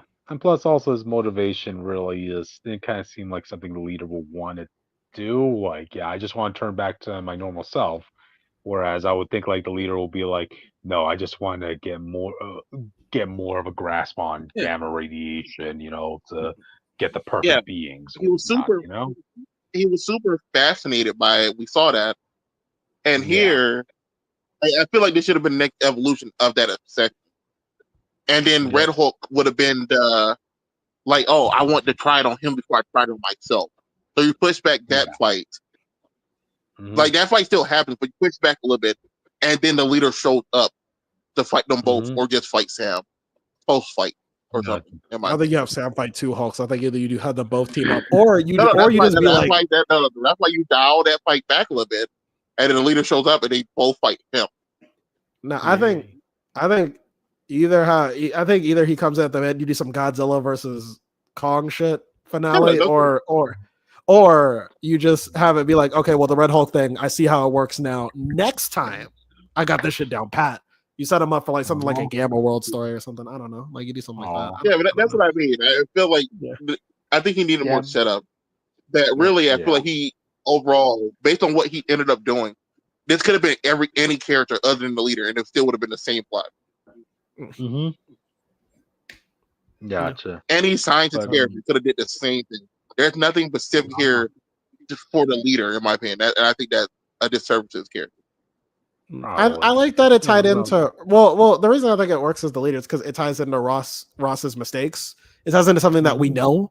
Like I just think that like the way the plot was written didn't lead him much into really being like a front and center villain. Listen, I'll repeat it again. I think he should lead his way into a future film instead. But it is what it is. But, So all right. I guess since we got let's just move on to the next character for the sake of time. So you guys have any final thoughts on the leader before we move on? Nope. Okay. All right. He need a bigger head. Let's move on to another green type character, and I'm calling this one Joaquin Torres. All right. He's right. Look, I know, but okay, I get like they kind of want to do the young blood of this hero world. Like, you know, he's very energetic, very enthusiastic. Like, I kind of feel like I have to remind Marvel something. He's in the military, though. You know, like that one scene in the beginning where, like, you know, he stops 2 of those agents, right? Like, you know, after stopping them, he does like a hoorah and jump and that stuff, and I'm like, is this a kid or is this somebody from the military? You know, I kind of want to be more. I think that was fun. I think like I think the experience of flying on fucking 2 metal wings and looking like a badass. I think anyone would be like that. I think my issue with it's an issue that mellows over time. That was his first time doing it though. Basically, that wasn't like his first mission doing it though. Yeah, actually, I'm glad we're having this conversation. Remind me, how did Joaquin get into this? Because I remember Falcon and Winter Soldier, but I don't remember it that well because I watched like the back half of the show. How did Joaquin get into He was already basically becoming Sam's manager in that one. He said, "I'm gonna pick up these wings in the background," and then Sam said, "You can keep them." Okay. Yeah, it was specifically after John Walker ripped the wings off of Sam's jetpack, and Joaquin was like, you know, I could give them back to you. We could try repairing them, and Sam's like, keep them. So these are the actual wings Sam was using in Captain and Winter Soldier. So, you know, minor tweaks, you know? Yeah. And I don't know if he's been in the field since or if he has. I know he's trained. Obviously he's trained. You can't just like pilot like that. It's not trained. Man. Yeah. But I think it's different when you're like they've been doing missions together for a minute. Okay. But I give him a pass on that. I think it's like you did something badass on these fucking wings. I think my issue with him that mellows out is that he starts off really annoying, especially when he meets Isaiah, and then but I think he does mellow out as the movie goes on to the point where like, okay, there's like a balance here. Okay, I get with that. So it just didn't feel like they wrote him as a kid sidekick until it's time for him to get injured. Yeah, you know, kid sidekick. That's the best way I could describe him for at least half of the film audience, you know. So, but it did get serious when he did get hurt, and you know, Sam definitely took that to blow, you know. So, yeah, I mean, I know people were a little bit upset that we didn't get an Eli as Patriot moment, but you know, we have a new up and coming young hero here. So you got Joaquin. Yeah, and he's going to be an Avenger. I would ask you this, by the way. How did you feel about that? Because you already know they're not going to give his man any sense of his abilities. Yeah, I know that was a real blow because Unless I he ends up really in Blade. Unless he ends up in Blade yeah. somehow. They're not doing that. Yeah, audience, they really had to change a lot of Joaquin because in the comics he got spliced with Red Wing, and because Red Wing had vampire DNA, his bird mutation got permanent, right?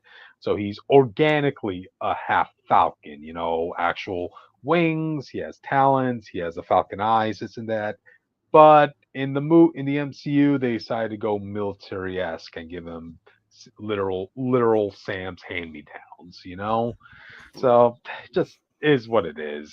I personally would have liked it if they kept the organic wings, but hey, he got his moment in the movies, audience. So there's that. And he's gonna be an Avenger, a new Avenger. There you go. Maybe. I'm Who knows? look.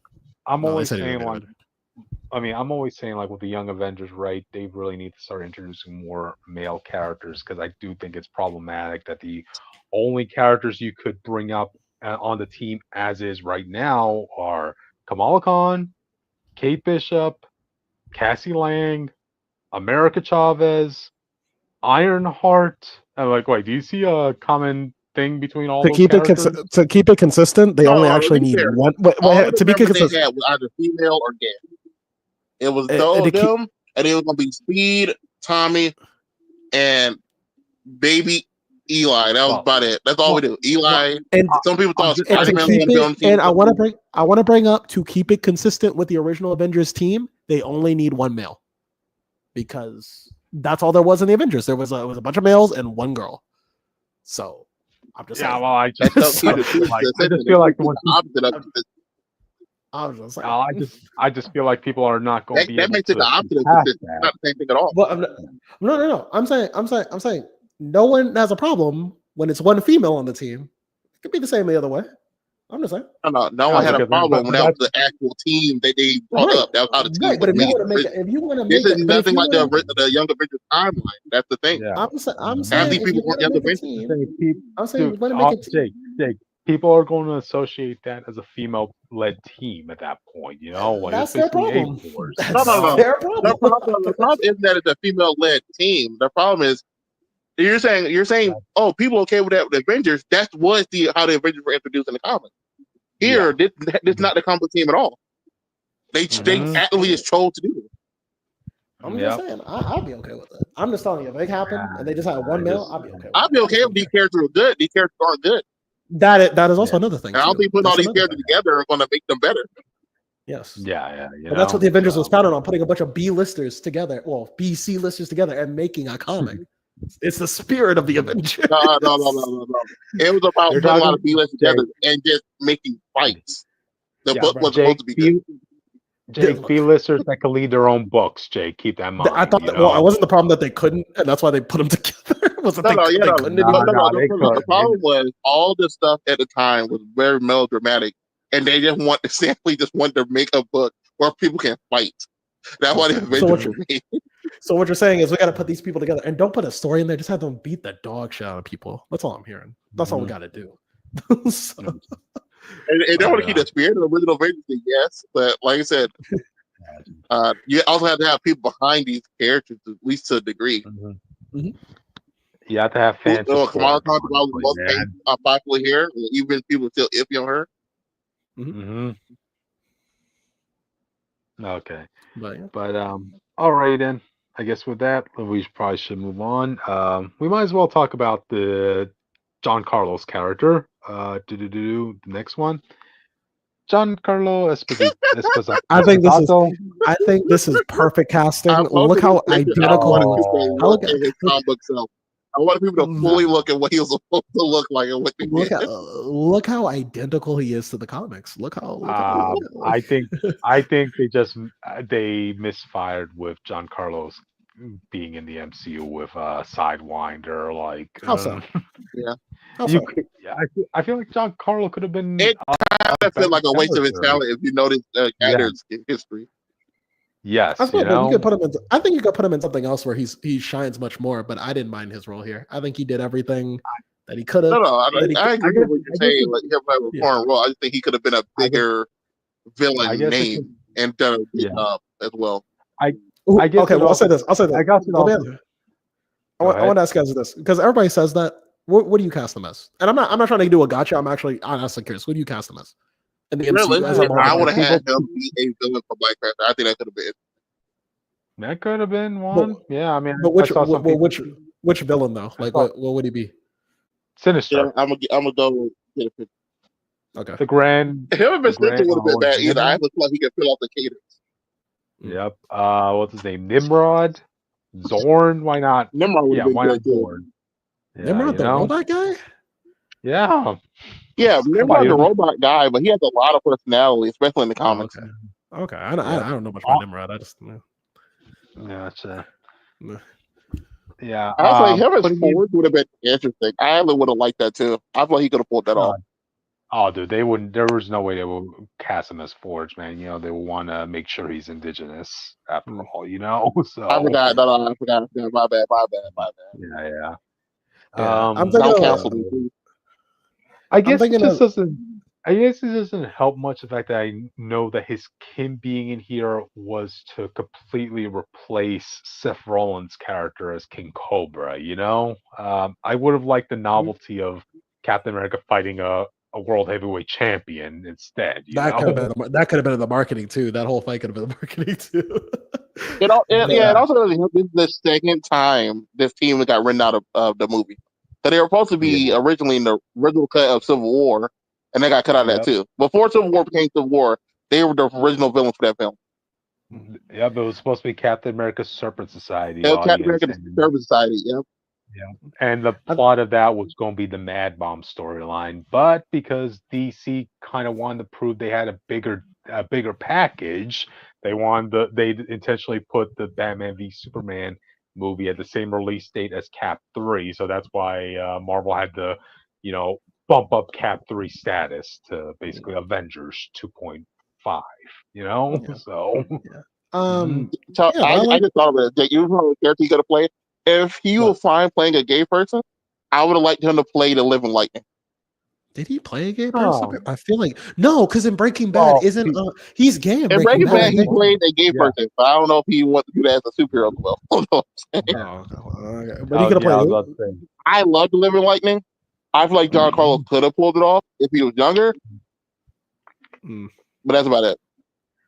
I think I like him. I like him in this role mainly because he does the thing. First off, anyone who says like he doesn't do much in this film, he does exactly what his character needs to do in the film. So I don't understand what he's just here as a hired gun. That's it, really. Right, but if you remember, that's what I think he's like the next Claw because that's what Claw was, and then like in Black Panther 1, he has like a huge role. Now, he doesn't. No. Well, I mean, I'm saying you can't. I'm sorry.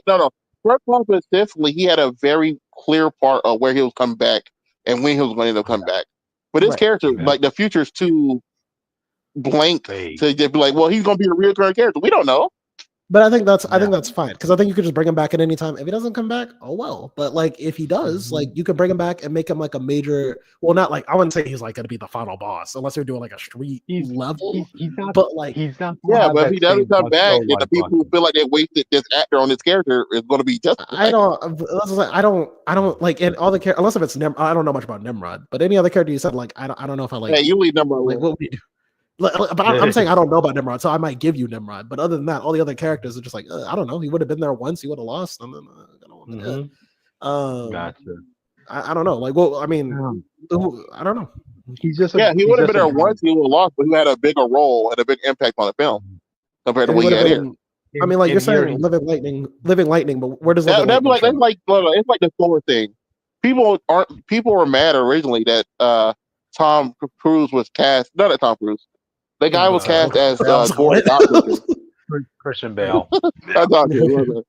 Yeah, but Christian Bale, even that bad film, he ate up every scene he was in. He was great, and people forgave it. It would have been the same type of sense if John Carlos to me film, in my opinion.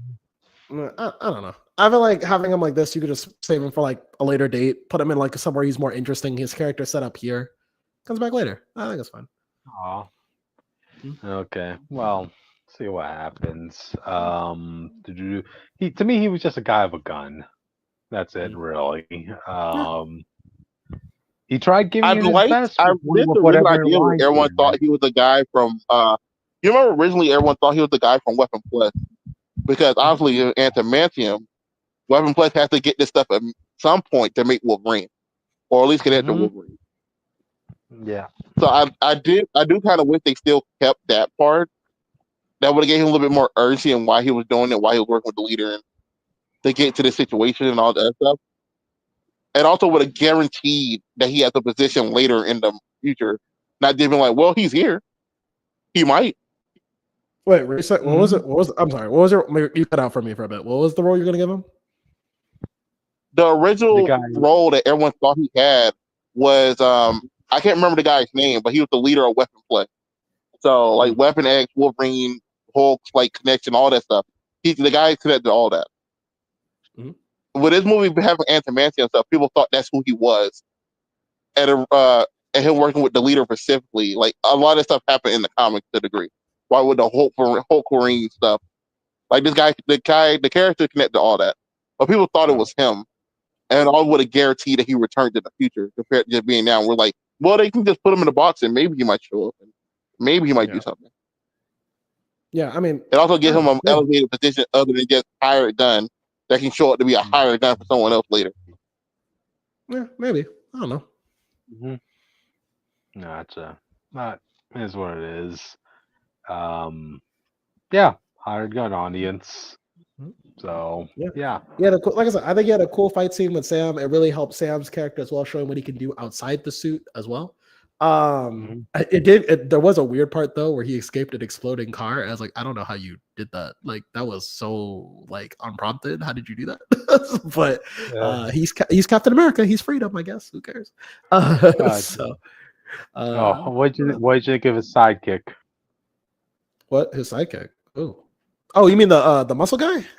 Copperhead. Oh yeah, this dude. Yeah, this dude. I mean, he did the Batroc thing. He's just there to show Sam can fight. Like, how dare they say this this schmuck is worthy enough to be a character from the comics? Honestly, like he didn't need any name. Like, come on, he's just a muscle guy. That's it. That's what I'm saying. If you're just doing mercenaries, the Surf Side still would have been fine. I don't think you had to switch to John Carlos to have these same. You would have had these same fights, but with actual fighters and wrestlers, which would have drove more people into the film. In my opinion. Yeah. I agree. I just don't care either way. I mean, this fight here showed that how Sam deals. It's fine. I wasn't trying to convince you. I was just pointing it out. Yeah, but the wrestling fans here, Yeah. But I do agree. Like if you put like Seth Rollins in the movie and then on top of the thing, and also Captain America fights Seth fucking Rollins. I thought that was sort of a dope. But Critic, go ahead and bring that picture up. So we have what Seth Rollins and the rest of the Surf Society look like. Yeah. Oh man. Okay, this is where the reshoots really hurt this film because there was no way they were going to be able to get Seth Rollins back to do any additional scenes for the movie, given his schedule with WWE and all that stuff, audience. So yeah. It is a shame that we didn't get to see, man, look the way they tried stylizing his hair to look a little bit like his comic book counterpart. They gave him the suit and everything too, Sure. I was really hoping this guy was going to be like the bot truck of this. He comes in, he does his fight scene. Like he's I wouldn't say iconic character, but he's a character that has name recognition in the Cap mythos, right? It would have been really cool to have seen him fight against Sam. But for whatever reason, I think Sam fighting like an actual organized team of supervillains would have also helped him a little bit leading before he went to fight Red Hulk. I think you could have did a lot with him fighting an organized actual group going forward with powers and stuff. Because they would have been the leader's main people. They would have had some type of level of gamma abilities as well before he even fought Red Hulk. Yeah, there you go, But, I also just got to say this, man. As Austin pointed out before, they scrapped the Serpent Society in Cap 3. They scrapped the King Cobra in Cap 4. When we eventually do get the Serpent Society, it has to be worth all the build up, all the. Oh yeah, show the other girl too. Show the girl. Oh, Oh yeah, her Hope. Yeah, Yeah, that was. she was on the scrap. So we had King Cobra, and then we had Diamondback, and then we had Cottonmouth, and I think there was supposed to be one more, but I couldn't find this picture specifically for this group. Cottonmouth, unfortunately, well, they did a different version of Cottonmouth for Luke Cage. So yeah, Yeah, we were supposed to get Diamondback here, as Austin pointed out. Diamondback was a member of the Serpent Society, but more importantly, she was actually a love interest to Captain America audience. Personally, Which I that's one? what I really was like excited about. Steve She would have Rogers. been our Okay. first female Centennial for in the movies in a long time. And I kind of want to see how they were going to do it. We can say that Yeah, for Black Cat. you. We could give I Tom also Holland think Black Cat. a lot of the Black Widow stuff would have. I also think a lot of the Black Widow stuff would have came connection to her. I feel like this would have been Ruth's main part of like. Austin, you just want her to get the songbird treatment because of the colored hair, right? Like, No, go from villain to hero. I never wanted her to be a hero. I don't care about that. I'm just saying, having her here, I feel like her. I feel like she would have been a form of Black Widow, like Ruth. I think that would have been the connection of Ruth stuff that got cut out with his character. Oh, okay. I think the Ruth stuff Oh, would have connected more to the Serpent Society thing. Gotcha. You know what? I kind of would have rather her been the love interest in this film than whoever that other girl was. That CIA I don't think one. this movie needed a love interest. I think that cutting that part out was actually the best thing the movie did. I thought it would have been too distracting. I think it's hard to say because the original movie would have been different. I think the love probably Right. would have served. I mean, I would have to. You would have a lot to. better. You would have to. Yeah, you would have to tell me what that plot was because as it is, I like it better that we just got to focus on Sam being Captain America first. Jake, just saying, if there was a love interest, I would have rather have that been a named character rather than whoever that average schmuck agent girl was. Yeah, but she wasn't even a love interest by the end of the film, by the final cut. I'm just saying, like, they cut. Listen. You can write any plot and make it work, but like with people being like, "Oh, Sam can't become no." I'm just glad we had a movie where we got to focus on him being Captain America, doing Captain America shit, and maybe next time we can give him a love interest. I'm just like, that would have been fine. Now, maybe in the original plot, I read it, I'm like, damn, okay, you know what? That actually slaps. That's fine, but I'm happy where it is right now. So yeah. So yeah, maybe they'll save her for the next Captain America film. Yeah. Hopefully that'll happen. I just need this movie to break even. So so far it's making more money than people thought after the reviews came out. So we'll see. We also have one more character that was cut off from this film. Let's talk about him. Yep, Amadeus Cho was supposed to be in here, audience. Man, keep him in Spider-Man, bro. I don't like this guy. He also explained why he was randomly in the Spider-Man show. Yeah. I guess like apparently he was supposed to be the guy that military officer gave those pills that Ross was eating to examine. That's what they originally wanted. Yeah. But again, this is way too many whole characters to be putting onto these films. From my understanding, the original version of the film, he would have did that, and then at the end, we would have got a tease for like we were going to get another post-credit scene. Would have been a tease of Totally Awesome Hulk. Oh, you see, here's the thing I noticed about Totally Awesome Hulk, right? During the all new, all different era, I've seen some people in the community have support for Riri Williams, right? I've seen some people in the community have support for Kamala Khan, but with Amadeus, I see nobody have any fan support for him as Hulk. Like people liked him as Braun more than Hulk because the whole thing about Hulk was his suffering, and then this dude just came out. He was like, "I'm the greatest. I'm the GOAT. Look at me. Being green is awesome." Like, no, it's not, bro.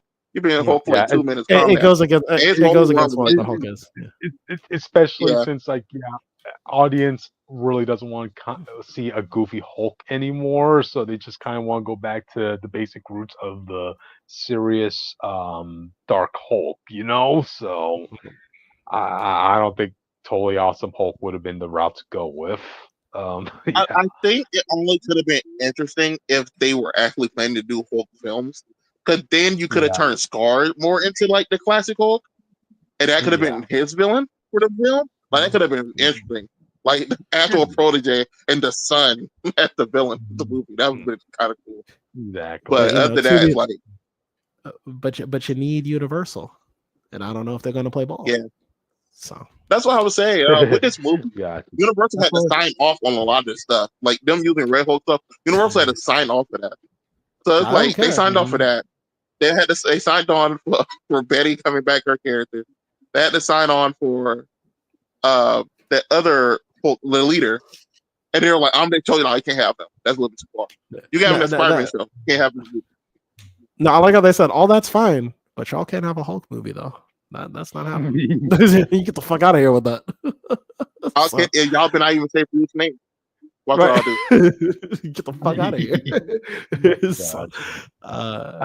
Also, as far as the casting of who would have been Amadeus Cho, I felt the actor was fine. I saw him in Ghostbusters Afterlife. He was cool. We're young Amadeus, because I know most people know him for that 13-year-old Amadeus. Yeah, if I remember correctly, the young genius one. I think this guy looks great for that. Mm-hmm. He could have played that part, and eventually grow over time. So there you have it. Yeah. There you have it. Yeah. Yeah. But to Jake's point, if Amadeus was here, they should have just made the Hulk movie. I don't care. Wait till the damn Hulk be here.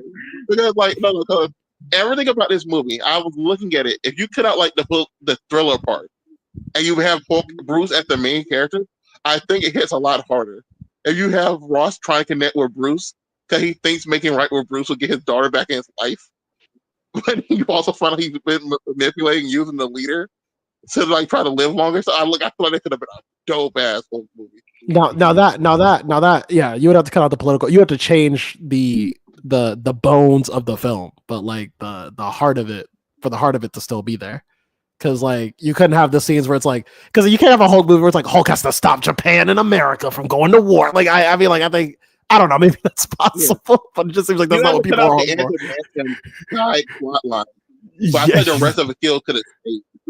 Because then it would be the leader trying to get the Society or Sidewinder to get more DNA and stuff from the Hulk, and that'll be his. Well, no, you would have to take out the Adamantium plot. You have to take out the Isaiah Bradley stuff. You would have to start from you couldn't even do even the setup. The beginning of the movie would have to be different. You would have to rework the movie from the ground up, but keep the it'll be Sidewinder trying to get DNA and stuff from the Hulk so they can do more gamma experiments.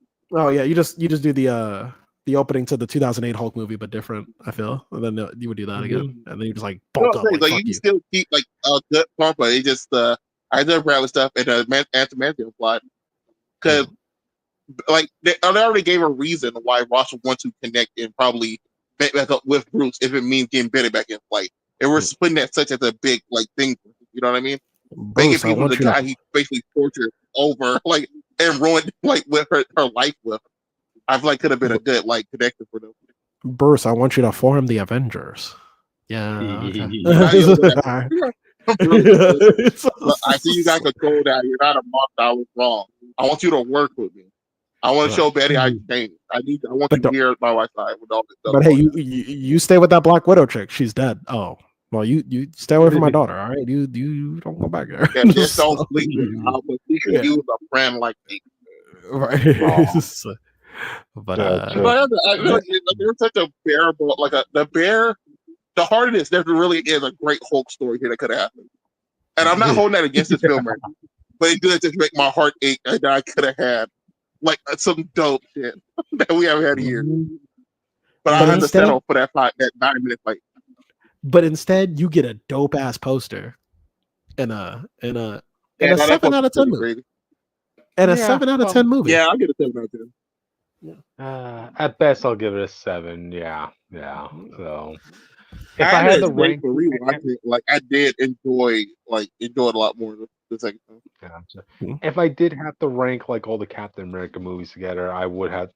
I would still have to say this will have to be in the bottom by unanimous consent, man. One of them has to be in the bottom, So yeah, where would you guys rank this? As a first movie, I don't think that's bad, but I feel I don't think the director here was the best director for this job. I think his directing style, it fits some flying scenes. Jake, you saw it. There's a lot of scenes here that just feel weird. I said Mhm. that I the can't tell if trailers. because he was cutting scenes and cutting them back in wrong, or anything. I'm like, I didn't know what was going on. I said that the Mhm. trailers looked more interesting than the final product. That's what I said when I watched it the second time. Yeah. I would say like the trailers just gave too much away, you know, especially that I- whole scene. To be You know? fair, I don't think the trailers did to a degree, like because you can't cut Red Hulk because No. that's the main draw. If they cut the leader for the trailers, I don't think like the impact is felt at all. Like I don't think because he's the background to Ross. It's not that big a deal. The only thing I they guess could have done. the John Carlos stuff is important, but isn't that important. The only thing they could have done is not have Carlo and just kept Seth Rollins, because I think the hype of Captain America fighting Seth fucking Rollins. Yeah. And you hype that up as like a match for the ages, bro. I mean, like not the Red Hulk level, but like a match for the ages. Before you even get to Red Hulk, you're gonna get Captain America versus Seth Rollins. I think that would have been dope. So, Yeah. Yeah, I feel like if they kept the Serb Society and Seth Rollins, you probably wouldn't have to show the leader at all or imply he's in the film, and that could have been a surprise. But that's about it. I think everything else you needed in that trailer to sell the film. That's true. That's true. yeah. But gotcha. But alrighty, audience. That was our Brave New World discussion. Glad you got to join us. So It was a man, brief this new is the latest. This was the latest we ever did a video in a while. So Brave New World. I feel like the Brave. Oh yeah. Speaking of that, Jake, I feel like the Brave New World title would have worked better if the scroll plot thing still happened. And then no. he somehow made peace with that, and the world it really was a Brave New World, so people had to faith and like have hope in the future with the scrolls. I hear. Oh, I want to. Okay, two things. One, I hear what you're saying, but they still have a justifiable reason to call it Brave New World, and they say it in the movie. But two, everyone was worried. What? Say it. Because like because with the adamantium and us coming together as a people, it's a brave new world. That's what they said in the movie. Yes, it's a brave new world. Anyway, that's why you make Sidewinder the weapon flesh dude, and it's a brave whole new world order, bro. We're doing weapons X. We're making weapons out of adamantium stuff. It's the new world order. But I was gonna say that the second thing I was gonna say is that people were worried about this. There you go. That's how you do it. People were worried about this movie being political, but like this is the most politically safe movie of all fucking time. So after the reshoots, I'm saying like for all the complaining about this movie, I'm seeing people online complain about a movie they haven't seen before. It's like it's too political. No. It's like, bro, it's like the most politically safe message ever. Yeah. I do wonder. No. We know from the original cut it was a little bit more political, and we know Sam had like a whole lot of speeches. I really want to see what those speeches were now. Like what the fuck are you talking about the people? I'm saying like for all the reshoots they did, which seem to be paying off because again the movie's making money. But I need to know what that original plot was. Jake, remember the early reviews were that it was too heavily one-sided, political wise. The love interest was dull, and the fight scenes were uninspired. And what did I say? What did I say? What happened? What did I say? What happened? Fight scenes, he was giving speeches and shit. What did I say? What happened? What did I say? Jake, they got rid of the love interest. They brushed up the fight scenes, and they again toned down the politics to being a politically safe movie. Did I say what I said? I said the moment I said people don't like political movies unless they can agree on it, and that's exactly what happened. Everyone's like, it's okay now. So yeah, this is a lesson to anyone who wants to do political thrillers. There's nothing to agree with or disagree with. Yeah, that's not the same thing. The movie, the message is let's come together and be nice to each other. Gotcha. No. So you give us your medal and you give us your oil, or I will send Red Hulk the president of you. You understand? Whereas the original message with the scrolls were going to be, there's nothing to fear with the scrolls. Let them all come into Earth, you know. And that would have been stupid. That would have been dumb. That would have been stupid. Jake, they wanted to do that in the comics. Like they were making positive stuff about like humans and scrolls holding hands about make world change or something. Like they want to do that, and they saw fans that like that, and that's why Norman shot the queen. Yeah, because Jake, remember the scrolls are supposed to be an allegory for migrants, so they should get the Yes. pass. You know, like, So we'll end it off on this note. Stop making allegories between other races and other things with regular humans. It doesn't work. It doesn't make sense. Stop doing it. Mhm. But we will see you guys tomorrow, right? For Cobra Kai. Yep. Yeah. yay! So- So see y'all tomorrow.